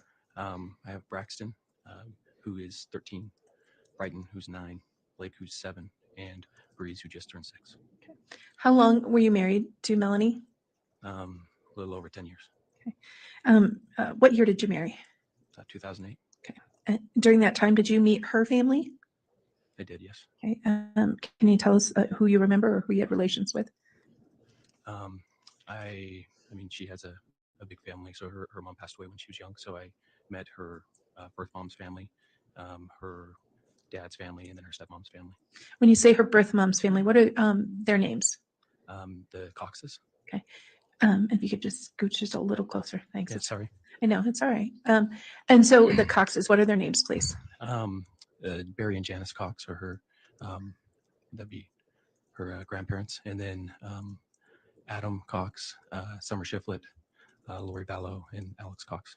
Okay. And those 4 people are who to Melanie and therefore were to you? They would be her aunts and uncles. Okay. Therefore, your aunts and uncles in-laws? Yeah. Okay. Did you spend much time with Lori's aunts and uncles? I mean, Melanie's aunts and uncles? Yes. We, before we got married, I met them in Arizona. And we would spend, most holidays together. We would, when I first, right after I was married, I moved down to Arizona. I actually lived with Lori for a while and her husband, Charles. Okay. So when you say Lori, do you see the person you recognize and knew through marriage as Lori Vallow here in the courtroom today? Yeah, I do. Okay. Can you please point her out and describe an item of her clothing? She's sitting over on my right with glasses on. Okay. Your Honor, may the, what table, just so that the records are all clear? the second table. Okay. How many people are at it? There's 3. Okay. Your Honor, may the record reflect he's identified the defendant, please? Yes, that's reflected on the record. Thank you. Now, you said you'd spent time in Ms. Vallow's home with Charles, correct? Yes. All right. And at that time, was he her husband? Yes. All right. How well did you get to know them? Very, very well. You know, we just spent a lot of time. What does that mean? Me and my family, Okay. my wife at the time, and my children. Okay. Did you get to know her children, Ms. Vallow's children? Yeah, I did. Okay. What were their names? There's Colby, Tylee, and JJ. When you say you got to know them, did your kids also interact with their cousins? Yeah. Okay. Yeah, we did. They spent a lot of time together. My oldest Braxton was pretty close with JJ. I think JJ looked up to him a lot, and they spent a lot of time together. So would they spend any time in each other's homes? Yeah. JJ wasn't he wasn't super interactive as he had autism, so he wasn't always like incredibly interactive, but he seemed to love hanging out with my kids, and specifically Braxton and Brighton. As he got older, he started to be able to interact a little more, and he would always he kind of had 2 fascinations. One was with traveling. He always said everybody always got him suitcases. He had suitcases everywhere. And the other was coming and hanging out with Braxton. He would always ask for that, and they had a great time when they spent time together. Okay. And what about Tylee? I spent a lot of time with Tylee as well. I watched her grow up. I met her when she was just little, and then got to watch her kind of grow into a teenager. Did you have any special sort of religious connection to Tylee? Yeah. In our church, when you turn 8, you can get baptized if you choose. And so when she turned 8, she decided to get baptized. And for whatever reason, Charles wasn't comfortable doing the baptism. And so they had asked me, and I of course said yes, I would be honored to baptize her. And you say in your church, what church is that? What's your faith? I go to the Church of Jesus Christ of Latter-day Saints. Okay. And was Tylee baptized into that church? She was, yes. Okay. Were you and your wife members of the Church of Latter-day Saints? Yeah, we were. Okay. And to your knowledge, what about Mr. and Mrs. Vallow? Yes, as well. Okay. Did you, what about the relationship sort of that you observed between Melanie Boudreau and Lori Vallow? What was that like? Yeah. Melanie, she kind of had like an affinity towards Lori. She always kind of she looked at her kind of less like an aunt figure and almost more like a mom figure. She was always wanting to be like her. Did you get along with Charles? Yeah, really well. Charles and I both had a passion for sales and business, and connected well in that. And we just both loved our families, and so it was very easy for us to spend time together. So it wasn't uncommon that the Boudreaux and the Vallows would get together and get along. Yeah, we would. There was years where they lived by us, and we would usually see each other maybe once a month or more. And then there was times when they lived further away, but we would travel to each other's homes, stay in each other's homes when we went, and it wasn't uncommon to spend a week, or more at each other's homes. Did you spend holidays together? Yes. Okay. What was the last Christmas that the Boudreaux and the Vallows spent together? That would have been in 2018. Okay. Was that a typical Christmas for the two couples? No, it was definitely different at that point. Why? When you get really close with people, you kind of become comfortable and you let your guard down, and your body language is more relaxed and more comfortable, and it just everything kind of, I don't know how to, it can be so fluid. You can see each other and pick right up where you left off. But everybody feels like they know everything about each other, almost like it's just, you're so, each other so well that it's like memory, if you will. But in that one, it was very, well, there was Melanie Gibb who was there, who I'd never met before, I never heard anything about. And So let me stop you there and let me ask. So you said it wasn't the same as before. Were there other people there for this holiday? yeah, Melanie was there with her family. Who I didn't really know her, and the rest of us were all. It just didn't feel, we didn't feel close. The body language was very, in the way that the conversations flowed and everything just felt very distant. Now, around this time, were you and your wife active in your church or in your ward? Yeah. Okay. Had you been active with the Valos in your faith? Could you maybe expand on that? Sure. Had you and the Valos shared that faith and shared activities at church? Yeah, we definitely had done things at church together. Okay. And did your wife's or Mrs. Let's take it one at a time. Did your wife's activity in religious events increase around this time, around that Christmas? Yeah, a little bit before it actually, but can you tell us about that? Yeah. So when we first got married, my wife's kind of religious level was kind of low. She didn't enjoy going to church. It wasn't something that she. It was more me pushing going to church. I felt like I got like a little bit of a benefit from it, and she didn't really enjoy it that much. And so for most of our marriage, it was kind of me pushing going to church. But kind of in the fall of that year. When we're talking 2018. Yeah, sorry. In the fall of 2018, she started getting really passionate about going to church and about different ideas within the church. She started going to these things she was calling firesides. When you say calling firesides, are firesides within the LDS faith? Are those a common practice? So in the LDS faith, the way our setup is organized is our congregation is called a ward, and there's usually some leaders inside the ward, and then there's a bigger congregation called a stake. And inside of that, usually ecclesiastical leaders organize the regular Sunday events, but you also occasionally will have like they call them firesides, but like a special event that focuses on something around our belief. And in this case, so were the events that your wife attending called firesides sort of part of the organized part of your church? No, and that's I guess what started kind of sticking out to me was she would go to these things that she was calling firesides, but they weren't put on by the church. They didn't have any ecclesiastical connection, like there wasn't anything like that, but they were using that term.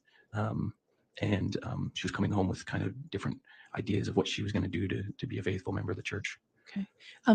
Was the defendant at some of these firesides? Yes. Okay. Did Charles go to any of these fireside talks? No, not that I'm aware of. Okay. And were you invited? No, I had a discussion with Melanie, and she told me that these were her thing, and she didn't want me to go, and it was very clear that I wasn't welcome to come. To your memory, who was attending some of these, extra church activities? Besides Melanie and Lori. Besides Melanie and Lori. Yeah, I'm going to object. It sounds like he doesn't have information as to who was there. Any information that he would have gotten would have been hearsay. I'll sustain that. I think there's an adequate foundation. Were you aware of who attended some of these events? Not in the present, but afterwards, yes. Okay. Did any of the people who later went to those told you they had attended those? Yeah, I had a conversation with Melanie later where she told me she went to those. Okay.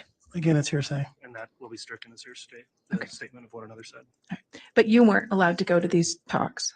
Correct. All right. And when you say some of the ideas your wife came back with, did they center around particular topics?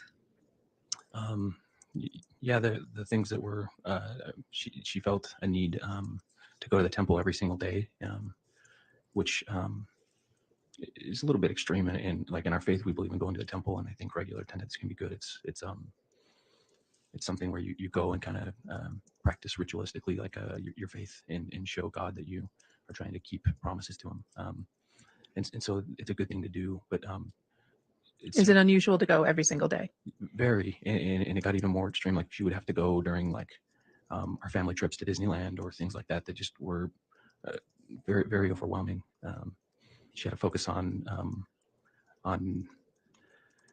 this idea that like the world could end soon, and we had a disagreement about buying $10,000 worth of food storage right away. Things that just seemed extreme.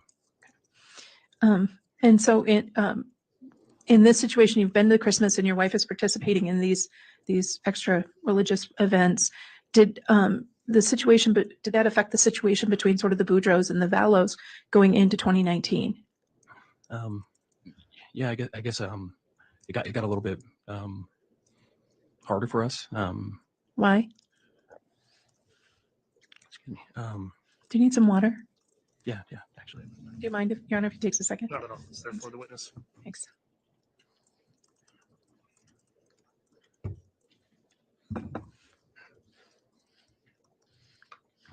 Can you ask me that question again? In going into 2019, did the situation between the Boudreaux and the Vallows, was it affected by this religious activity or the sort of atmosphere at Christmas? Yeah, it just kind of got more bizarre. And into 2019, in January, we got a call and text messages from Lori and Charles that Lori was accusing him of cheating and infidelity. How did you respond to that situation? Well, it was kind of complicated. Why? For me, well, because initially when all of this started happening, I wasn't really like I wasn't even aware of it the night that it happened. And when I became aware of it, it just seemed odd. There was it seemed kind of like it just went from 0 to 100 really quick. Like Lori had removed all the money from their account. She had. So let me stop you there and break it up. So did that affect the situation with your family? Yeah, it did. My wife was very adamant that we weren't going to take sides. And did you respect Melanie's wishes on that? Yeah, I did my best. Yes. Okay. And did there come a time during this period that you would see Lori in the late winter, early spring of 2019? I didn't see Lori very much at all, but I did see Charles. Okay. So how often would you see Charles? He would bring JJ over to play a couple times. He had JJ. Lori wasn't with JJ at the time. I don't know where she went actually. So Charles would come over to your house with JJ? Yeah, and so what would JJ do at the house?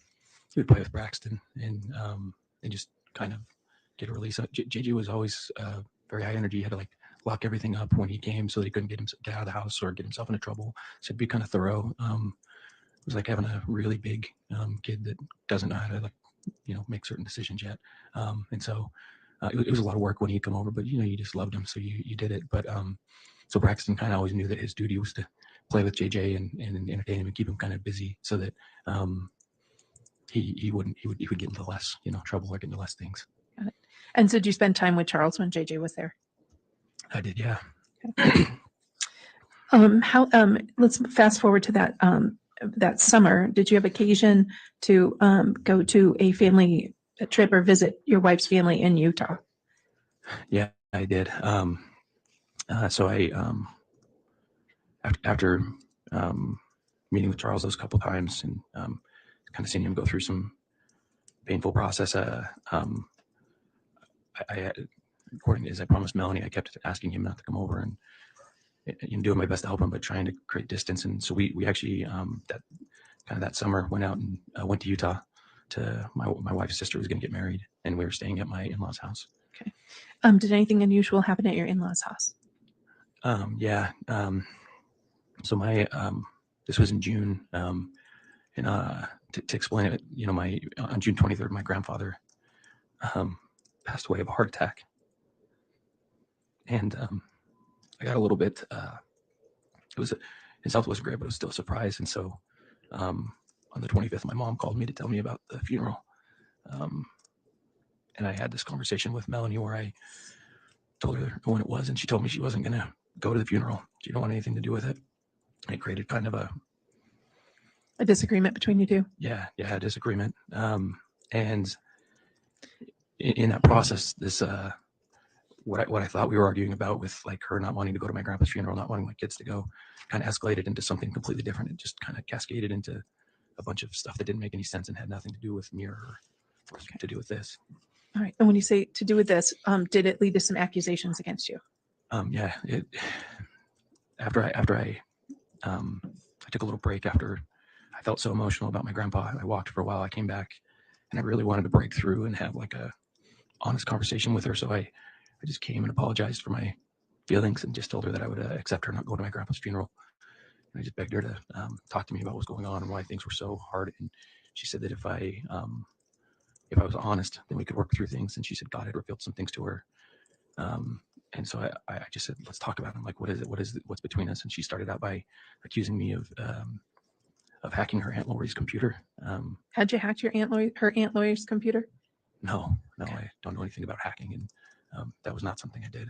It was really illogical, which stuck out to me and frustrated me because I didn't know why it had anything to do with what we were fighting about. How did that conversation end? It escalated some more hours, and then I kept trying to talk through it with her. Eventually, her father got involved, and we talked to him. And she wouldn't talk to him with me, but I talked to him. And she was saying she didn't feel safe with me at the house, and she accused me of being a homosexual, which is another thing that didn't make any sense. But Charles had been telling me previously she was going to say, Okay. Lori was going to convince her. Okay, so she made those various accusations. How did it end? It ended with her going to sleep and me feeling kind of overwhelmed. And finally, I texted Charles and Lori that I was frustrated with them. That felt like this was on them. And Did you ever hear back from the defendant? Lori never answered or responded. Charles talked to me. Did you, without getting into what somebody told you, what day was this? June 25th and in past midnight, so into the 26th. Did you have additional, and it's 26th of June, correct? Yeah. Okay. Did you have additional conversations with Charles in the following few days? I did. I talked to him again after I kind of worked through some stuff with my dad and my ecclesiastical leader, and I went to a counseling session. I called him. Oh, sorry, with my dad, with my ecclesiastical leader, our bishop is what we call him, and then I went to a counseling session, just feeling a little overwhelmed, and then I called Charles that night and talked to him. That was the last time I talked to him, and I felt kind of maybe like he was the only person who knew what I was going through because he'd gone through all these things earlier, and just told him I was sorry for not being there.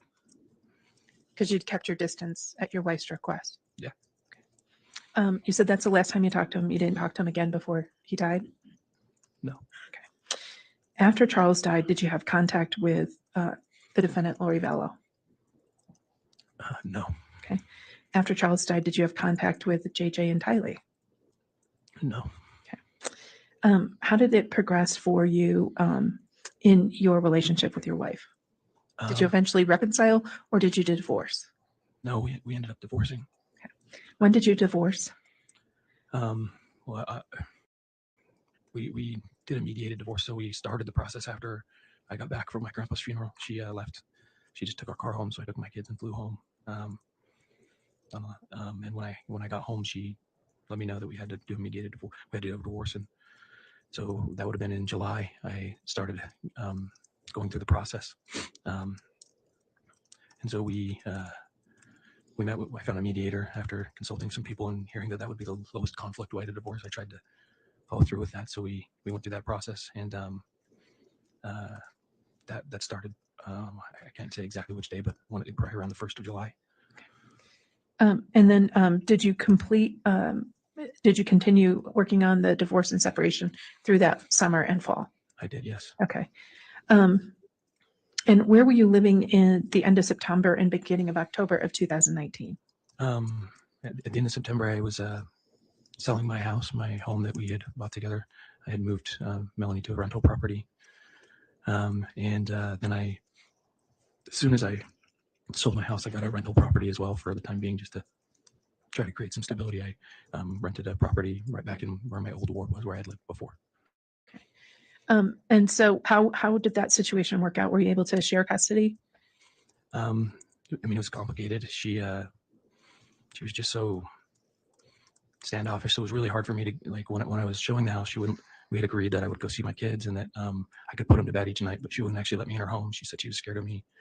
And so I didn't get a lot of time with my kids up until I sold my house, at which time I got my house ready really fast, my new home, so I could have my kids in there. And Did there something occur at the beginning of October of 2019 that affected that situation? Yeah. What? What? October 2nd, someone parked in front of my house and shot at me. Okay. What had you done that morning? Your Honor, I'm going to object to relevancy. I don't know what this has to do with the case at hand. May we approach? Yeah, quick sidebar with counsel on this issue.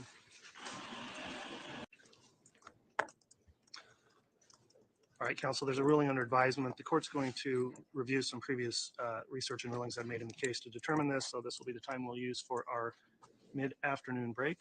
We are going to go till 3:30 today, so we'll try to keep this break to around 15 to 20 minutes to allow the jury to break as well.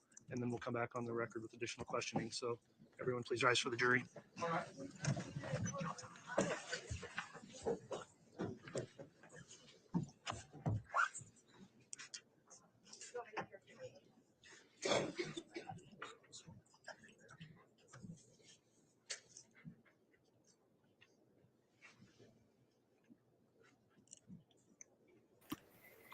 I guess that's, nope, we've got a little more to come. All right, thank you. We're going back on the record, KCR 22-21-1624, State of Idaho versus Lori Noreen Vallow.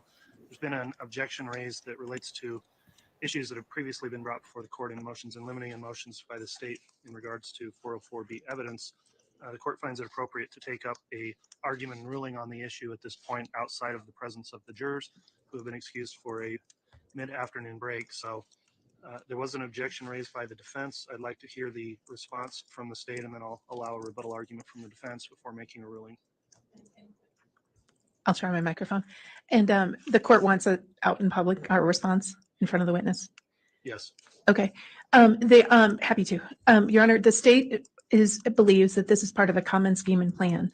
The defendant, with her co-conspirators, conspired to cause the death of multiple individuals in her world. She is charged specifically with the death of Tylee, JJ, and Tammy. She's charged with conspiracy on those issues.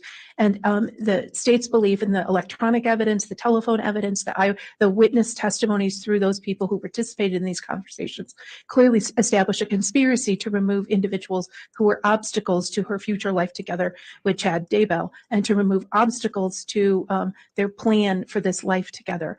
The shooting of at and killing of spouses of individuals who were part of this group was part of this common scheme or plan. The financial benefit to Ms. Vallow Daybell's niece at the death of her soon-to-be ex-husband would have helped finance some of the defendant's travels, lives, and movement on in the future. There will be multiple witnesses who discuss that the defendant talked to people that Melanie Boudreau and her money would take care of them, that Melanie Boudreau and her money would help aid the group's plans for the future. And fundamentally, it is part of a common scheme or plan. It is far more probative than prejudicial. It is part and parcel. The other piece, just from logic in terms of the law enforcement involvement, the shooting at Mr. Boudreau is what actively got law enforcement paying attention, what actively got law enforcement looking for JJ and Tylee, and it's core to the presentation of many of the law enforcement's assessments of evidence. All right, thank you, Ms. Smith. Mr. Thomas, the response from the defense. Just so that I understand, the state is indicating that this is part of a common scheme or plan, and getting rid of spouses is part of the common scheme or plan. Judge, it seems like this is a stretch at best. We'd ask the court not to allow this evidence in. It doesn't, without further foundation through all of these other text messages and whatnot. Mr. Boudreau can be called after some of these things come in to testify, but at this point, I don't think it's appropriate to allow him to testify about these things without any more foundation. Your Honor, may I just briefly, this is a chicken or an egg thing. I guarantee you, if the state offered those other items, the defense would be saying it's premature because we don't know what happened. And so in reality, we have the witness here. He had a relationship, and the state is abiding by the previous rulings of the court. We brought it to your attention in camera ahead of time. You've given us a ruling in limine, and we are following that ruling. All right. Well, I do agree it is a chicken and an egg thing, as you mentioned, when looking at this evidence.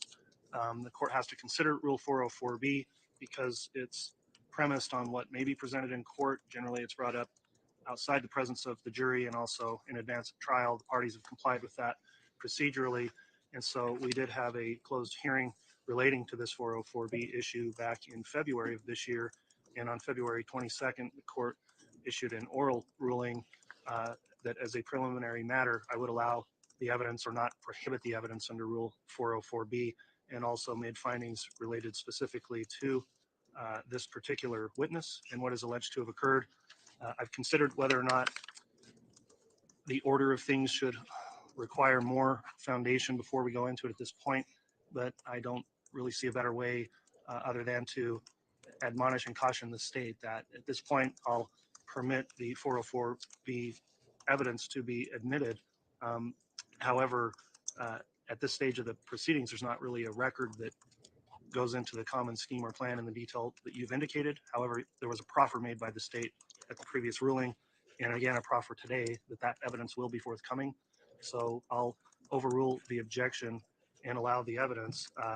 But the, I guess, danger for the state there is if sufficient evidence does not come in later to support the allegations that take this outside of 404B, then we may have an issue with the jury having heard this testimony. So the court will rely on the proffers made today and previously in overruling that objection, and I'll allow this line of questioning based on that and my prior finding made at that February 22nd ruling that was briefed and argued by the parties before. So that'll be the court's decision on the evidentiary objection at this point. We'll now bring the jurors in, and just before I do that, I will advise and caution the witness here who, although you've heard a lot of legal argument here, you're still required to just tell only what you know from your own personal experience in answering these questions, and could be subject to further objections if you go outside of that based on anything you heard here in legal argument. So with that in mind, that's the court's ruling at this time. We'll have the jury returned and then you can continue your examination, Ms. Smith. Thank you, Judge.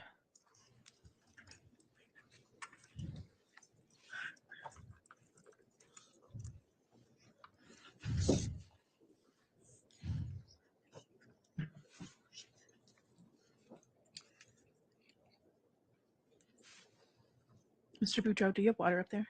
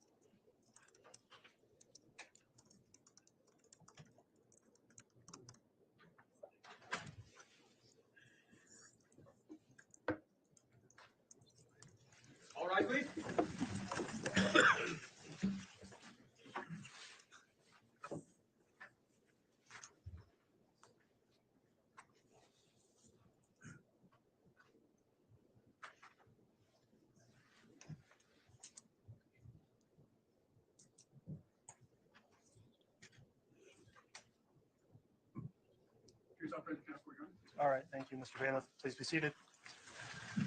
All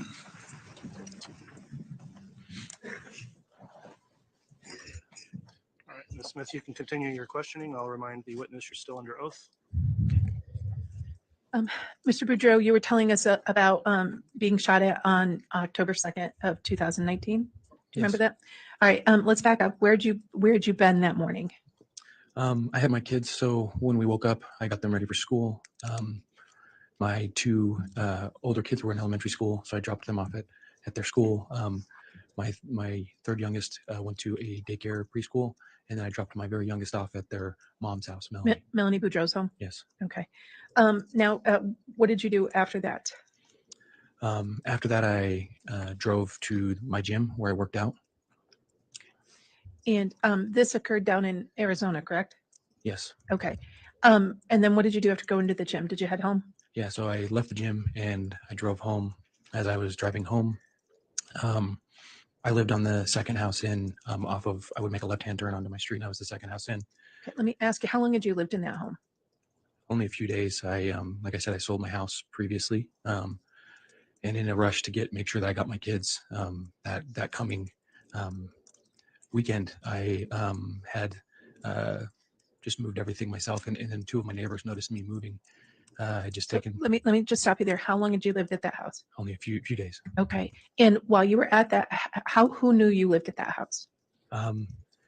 Maybe 5 people. Okay. And who were those 5? My neighbors who helped me move, and Melanie, who I had to tell. Okay. So you're heading home that morning and you turn on the street. What happens next? As I came around the corner, I noticed there was a Jeep parked right in front of my driveway. My driveway would have been like this, and the Jeep was just parked right directly in front of it. And as I was starting to drive towards it, and I would have had to make a left-hand turn into it, I noticed a few things that stood out to me. The first was that it was, What were the things that you noticed? oh yeah, I noticed that it was parked really closely, almost touching the van that had been parked there the previous several days.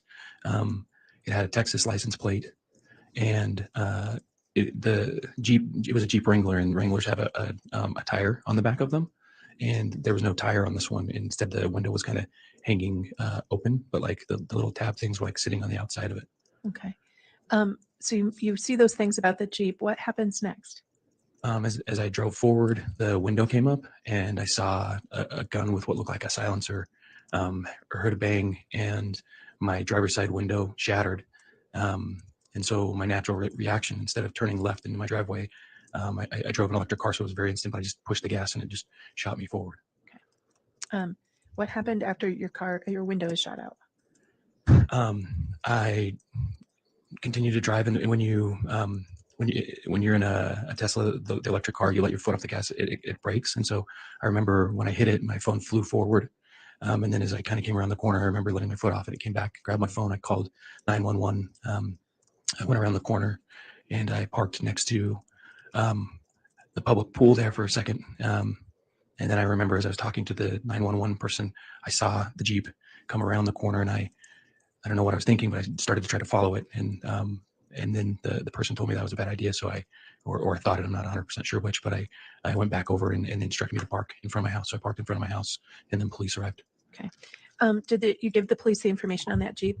I did, yes. Okay. And did you follow up with law enforcement down in Arizona? Yeah, after thanks. And so now my next question is, did you take any steps after cooperating with law enforcement to identify that Jeep? I did, yes. What did you do? Well, after it took all day to go through, like, once this happened, but after a long amount of time in the process, I had met with a detective and talked to him about just thoughts that I had about what was going on. He was just asking me, trying to get a handle on it. And as I was thinking about that, I realized that Tylee had a Jeep that Charles had bought her with a Texas plate that looked exactly like that. And I knew the VIN number because Charles had given it to me. So I gave that to the police officer, to my detective. Okay. What color was that Jeep? It was a grayish green color. Okay. And did the Jeep you saw had no tire on the back? Correct. Okay. Did you take any steps then also to provide it? I'm sorry, you told us you gave the VIN to law enforcement. Forgive me. How did you get that VIN? Charles had given it to me previously. Why would he give you a VIN? I was an insurance agent at the time, and he had given it to me to run insurance across all of their different cars. And so you provided that to law enforcement, correct? I did, yes. All right. What other steps, if any, did you take to follow up on that Jeep that you believe to be Kylie's Jeep and the shooting at you? I had called and talked to Adam Cox and Zach Cox because they had also had concerns about everything going on. And Okay, other than talking to somebody, what other steps did you take? I'm not sure. Okay. Did you look at any information on the internet About the Jeep? or following up on the shooting at you? Oh, yes. Yeah, I did. I'm sorry. That's all right. Yeah, after my shooting, I started to have my beliefs about who I thought did it, and I got concerned about the situation. And so I started thinking back to previous stuff that had happened. And I remembered that in these groups, there were people who I didn't know, but I remember there was a bunch of emails Charles had sent me. So I went through and reread those. And did you see any names in the emails that you were looking at? When you say those groups, you're talking the groups of people that your wife was meeting in these firesides? Yeah. She was meeting a bunch of people that didn't necessarily said they were members of the church, but didn't have any like necessary connection to the church. And in that process, some of them would, write books or do things, and she would get into some of the stuff. And I remember distinctly inside of these groups, there was emails that were being sent with a group of them. And so I just went back to look at the emails Charles had sent me from there. And most of them came from a Chad Daybell. And since I didn't know who he was, I started Googling his name. Okay. And in that process of Googling his name, what did you see? I was just going through some of the things that were there, and I saw on an obituary for a Tammy Daybell. And after you saw that, did you take any steps to follow up on what you saw? Yes. They made me really nervous because Charles. Let me ask you the question though. What steps did you take? Oh, sorry. Sorry. Because of how I was feeling, my nervousness, I reported it to law enforcement and told them that in my gut something felt wrong, and I just asked them to follow up. Now, somewhere in here, did you learn that JJ and Tyler were missing? Yeah. As things progressed and I came to my opinion about who it was that shot at me, I started to try to be proactive and hoping to get information, doing whatever I could. And in that process, we found out that no one had seen from Tyler or JJ. Your Honor, the state is going to ask the court for the admission of State's Exhibit number 5. It has some additional stickers on it that aren't relevant to this hearing, but the sticker is on the back at State's Exhibit 5, which is a self-authenticating document, which is the birth certificate for Tylee Ryan, showing a date of birth of 9/24/2002.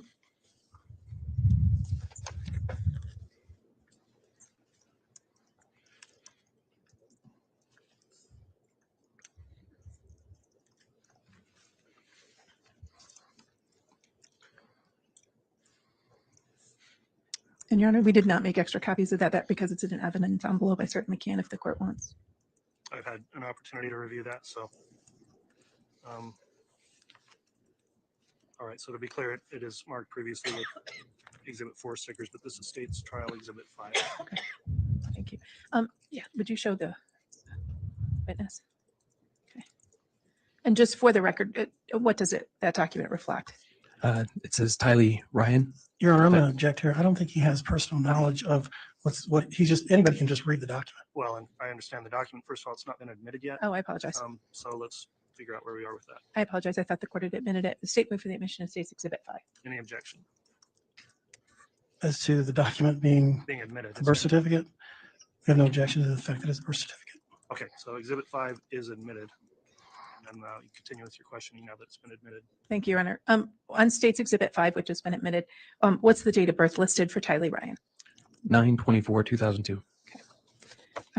Your Honor, the state also at this time would offer to the court State's Exhibit number 6. I would give an opportunity to both give it to the court and to ask the witness to look at it. Original on top, court copy underneath.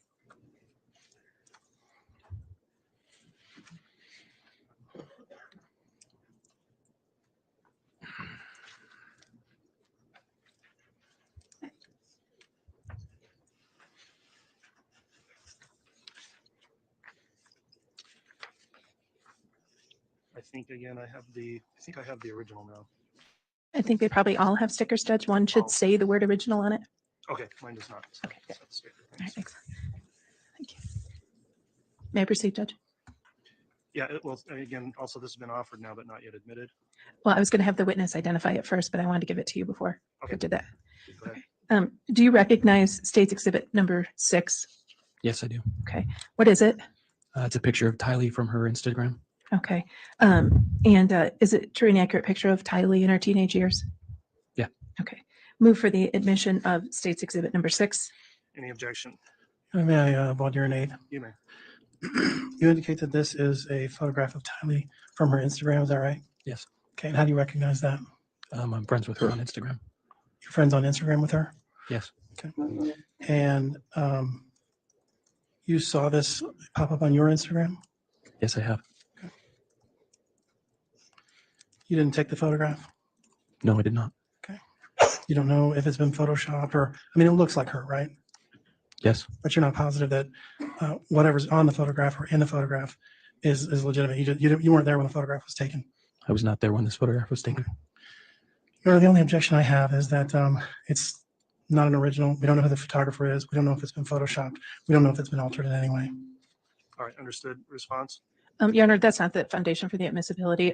If defense counsel's concerns, they go to the weight, not necessarily the admissibility. This witness has said he is familiar with the person who's in the picture. He's familiar with her Instagram, and he knows whether it's a fair and accurate depiction of Tylee Ryan. All right, I've considered that objection. I think what we have here is it will be admitted for illustrative purposes in terms of evidentiary value without further foundation about who precisely or when took the picture or where. If we're going beyond that, I'd have concerns, so it is admitted for the purpose of demonstrating who is shown in the picture. Thank you, Your Honor.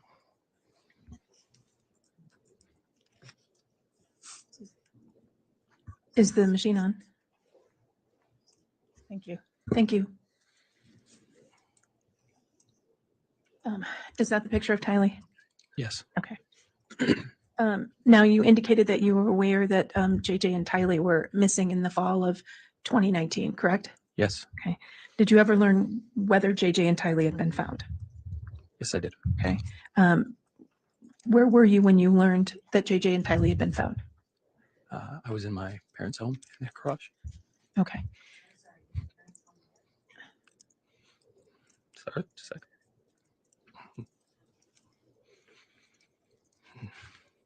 I was in my parents' home in their garage. All right. And when you became aware of this issue, did you travel somewhere? I did. It was the day before my wedding. They weren't certain, so I had my wedding. Okay. And then the next day I came up to Rexburg. Okay. What date was that? It would have been June 11th. Okay. Of what year? Or June of 2020. Okay. What happened once you got in Rexburg?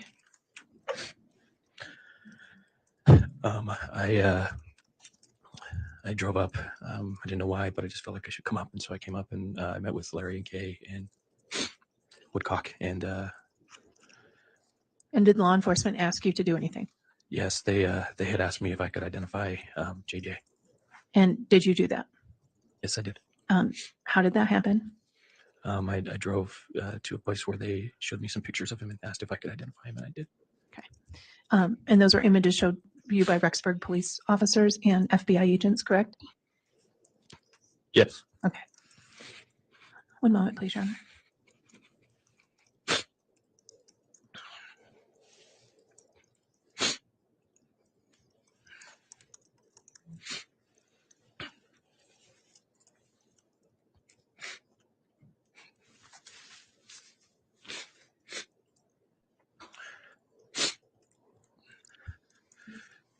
I want to ask you a couple quick questions to make sure I didn't ask confusing questions. To be clear, what date were you shot at? October 2nd, Of what year? 2019. Okay. And then over the next month or so, you did Google searches? Yes. Okay. Do you remember when you saw evidence that Tammy Daybell had died? I want to say that I saw it on October 21st, maybe. Might have been the 19th. I can't say exactly. It's been a few years since then. Okay. I should have reviewed that. I apologize. Sorry. Thank you. I have nothing further. All right, thank you, Ms. Smith.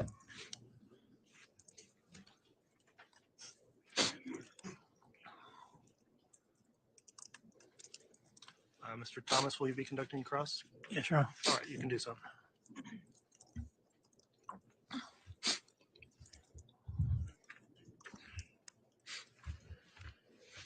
Just really quickly, I want to follow up on what Ms. Smith had said. You said on October the 2nd, you were shot at, and then over the next few months, you did Google searches. Is that what you said? Over the next few months, there was times I did Google searches. Yes. What were those Google searches about? Well, the one I think she was referring to was I searched for Chad Daybell's name to figure out who he was and try to get more information on him. Okay.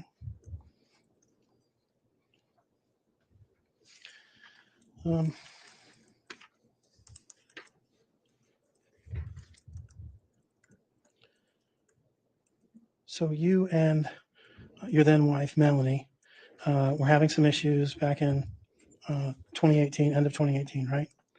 Is that right? Can you define issues? Well, I mean, at some point you got divorced, right? Yeah, but in 2018, I wouldn't say that we were at a point where we were looking at divorce. Okay. When did that happen? When did the divorce thing come up? In early 2019? No, not until June of 2019 was the first time it was ever mentioned. June of 2019. And that's when you had gone off to a business trip and had come back? No, I was not on a business trip. Okay. What was it? I took my family and we went to her parents' house. In Arizona? In Utah. Your parents' house? No, my ex's parents live in Utah. Melanie's parents live in Utah, and that's where we were staying, was in her parents' home. Oh, I see. Okay. And at that point, she said something about she had some issues with you. One of them being that she said that she thought that you were homosexual. Correct. And was that based on, what was that based on? Was there any basis to that? She told me that God had told her. God had told her that you were homosexual. Yes. Okay.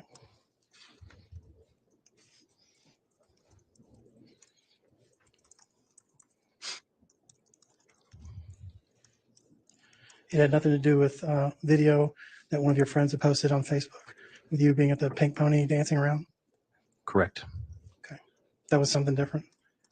The only thing that happened with that was after a long argument. I asked her to give me some logical reasons because it didn't make any logical sense.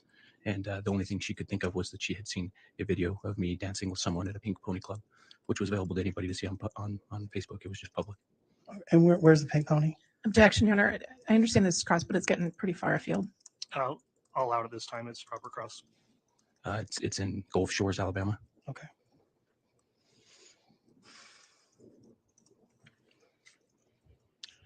And then in, as we indicated, October 2nd, you believe you were shot at, and you believe that the Jeep that held the gun that was shooting at you was a Jeep Wrangler? Yes. And you believe that to be Tylee's Jeep Wrangler? Yes, I do. Okay. And you indicated that you had actually... Nothing beats a home-cooked meal. People who think NFTs can just be copied as JPEGs aren't getting it right. These are... Perhaps there's no place like your home because you made it so. At RC Willey. Actually tried to follow that Jeep Wrangler, is that right? For a few seconds, yes. Okay. And did you get the license plate? I was not able to get the license plate. How far away from the Jeep Wrangler were you? At that point, I was very far away. It was, I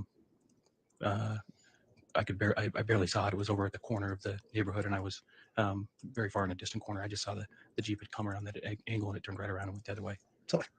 So how far away was the shot that you think came from? You think it came from the Jeep Wrangler? How far away was the Jeep Wrangler from your car when the shot was made? The car was parked probably a little further than the distance of where you're at to me. Me to you? Yeah, a little bit further. 30 feet, 20 feet? Somewhere in there. Okay.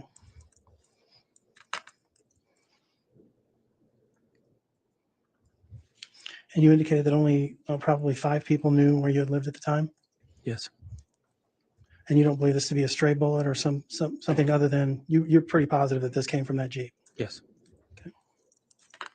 Did you see a muzzle flash from the Jeep?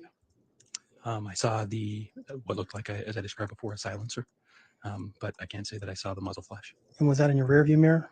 No, straight in front of me. Straight in front of you? Yeah, I was looking straight at it. Okay. So you saw a silencer, but you didn't see any type of flash when the shot was taken? I can't say for certain that I did. Okay. Possible that that shot came from somewhere else? No. Okay.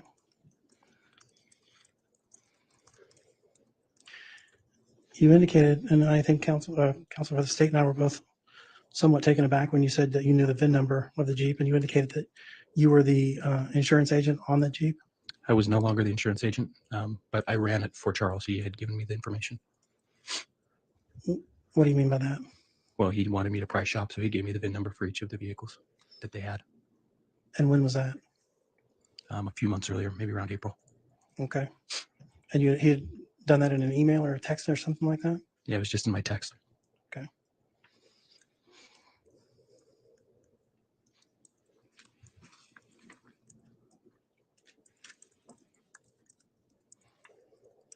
Do you have that text still? I'm not sure if it was a text or if it was an email. Honestly, I'm not sure exactly how I got that VIN, but I know he gave it to me. He may have emailed it. Go ahead. I'm not certain which way he gave it to me. Did you turn that information over to the police or to the prosecutor? I did, yes. That email? No, I turned over all the VIN number to the detective at the time. And they didn't ask you how you got the VIN number? It was a long time ago. I can't tell you for certain. I just told him the VIN number. Okay. You indicate that you were rereading some emails from Charles to yourself at some point. Did you turn those emails over to the prosecutor or to the police? I did, yes. Okay. And what were those emails about? The emails were from Charles to the rest of the family, and then some of them were, in his concerns about what he thought was going on in his relationship with Lori as they went through their breakup. And separately, there were other emails that were kind of his evidence that he was giving us of these groups that she was meeting with. I'm a little bit confused because you indicate that you were rereading emails. I thought, and maybe this is me, I thought they were from Charles to you, not to his family. I am part of his family. He sent them to all of us. Okay, so these were group emails that you were a part of the group email. Correct. Oh, I see. Okay.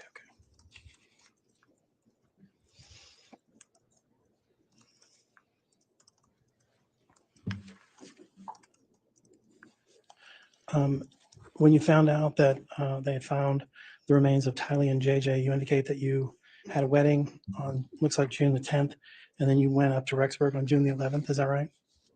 Yes, I believe it was the 11th. Might have been the 12th. I didn't review my notes on that either, so I should have. Okay. And you indicate that you met with Kay and Larry Woodcock? I did, yes, that morning. Did you meet with anybody else?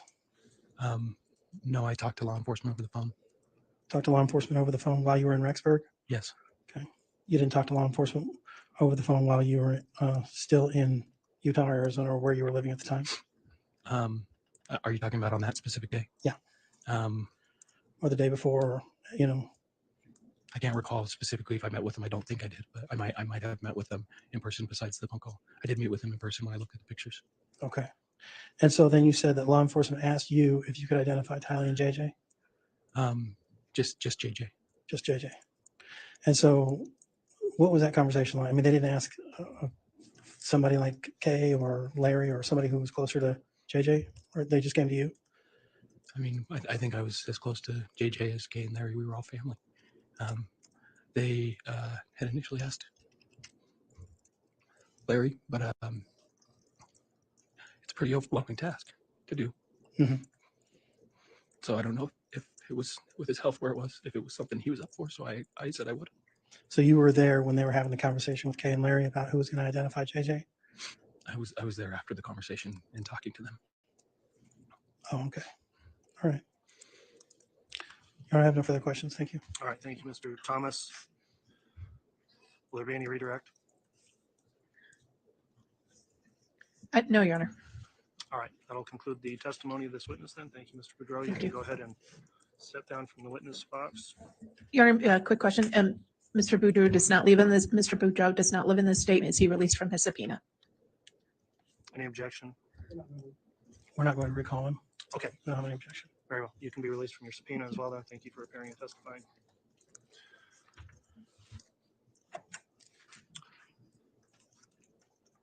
All right, counsel, at this point, I'm going to suggest we break for the day based on your next witness, who I think is probably going to take some time. Who would be called next by the state? Detective Hermosillo is the next witness for the state to be questioned by Mr. Wood. All right, and do you anticipate that'll take some time? Arnold, yes, it'll take a fair amount of time.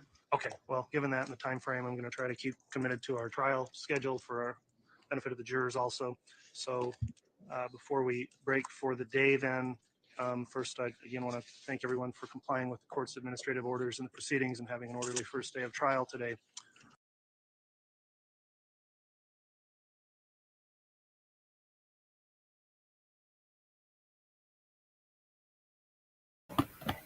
Okay, I'm just looking at Twitter now, and Lori Hellis, JD lawyer, author, and veteran, says something is afoot, my friends.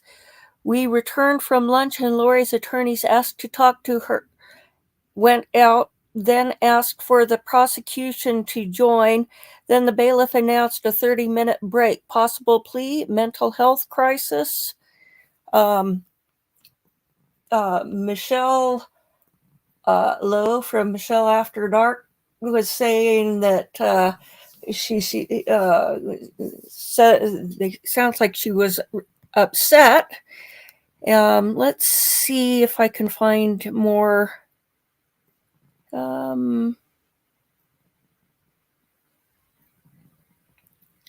Let's see. Nate Eaton says court was about to resume, but John Thomas asked for some time to visit Lori. Lori appeared visibly upset. Court is in recess again. That was 58 minutes ago. Lori entered the courtroom. Her face is red. She appears to have been crying. The deputy is locking her leg shackles into the ground. She sits down and is looking good, and that was 4 minutes ago. Let's see, 3 minutes. He says Lori's mood is visibly different. This morning she was chatting with her attorney, smiling and laughing. This afternoon she is silent and appears upset. Let's see.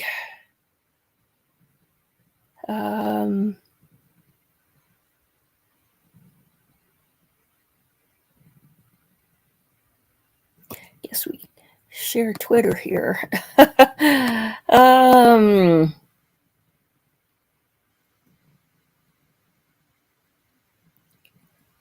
Let's see.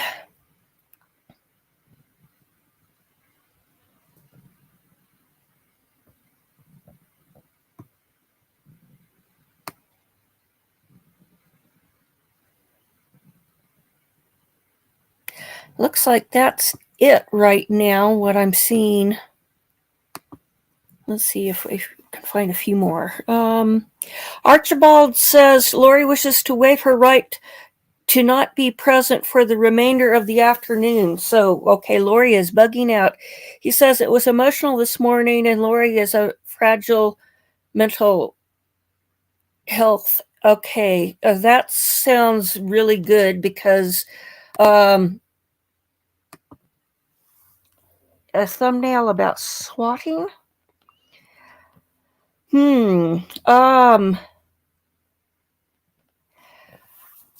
So it sounds like she it doesn't seem to be her faking a mental breakdown in the middle of trial to get it shut down and sent her off to the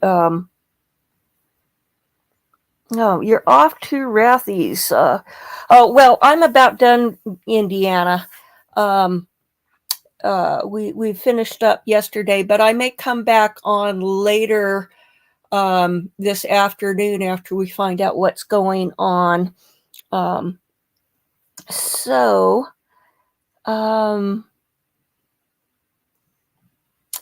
Oh, let's see. Indiana News has it. Kai has had a go at Lance. The police were just called. Oh my. Okay, so that's what you're talking about, swatting. I thought you were meaning the courthouse. Hi, Grammy B. Yeah, we're just wrapping up here.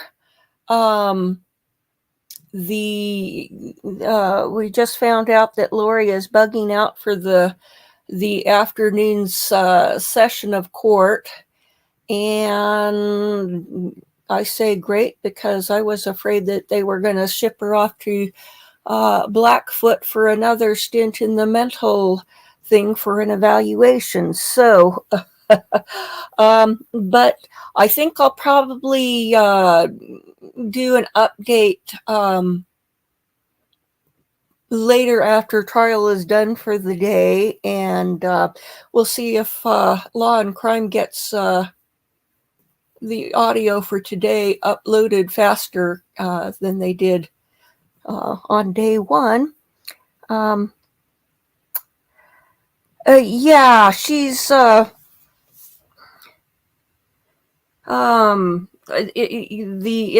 yes, I understand it. It was a detective or one of the police that I'm not sure if it was the first person to respond or describing the discovery of the bodies or what exactly, but I understand it's supposed to be pretty brutal. So she couldn't handle it, and I'm happy to conduct the trial without her. I was really nervous there that she was going to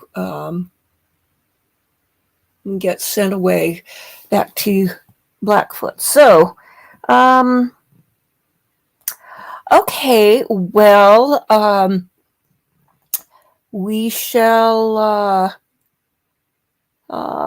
keep an eye on Twitter, and I'll do an update. And thank you very much for tuning in. And I will post when I get on my community page with a link for the next live as soon as I figure out whether to do it. I don't know. Does it work better to do it in the day or do it later at night? We'll think about that, and then we'll check back later this evening. Okay. Well, have a good afternoon, everybody. We'll see you. Bye-bye.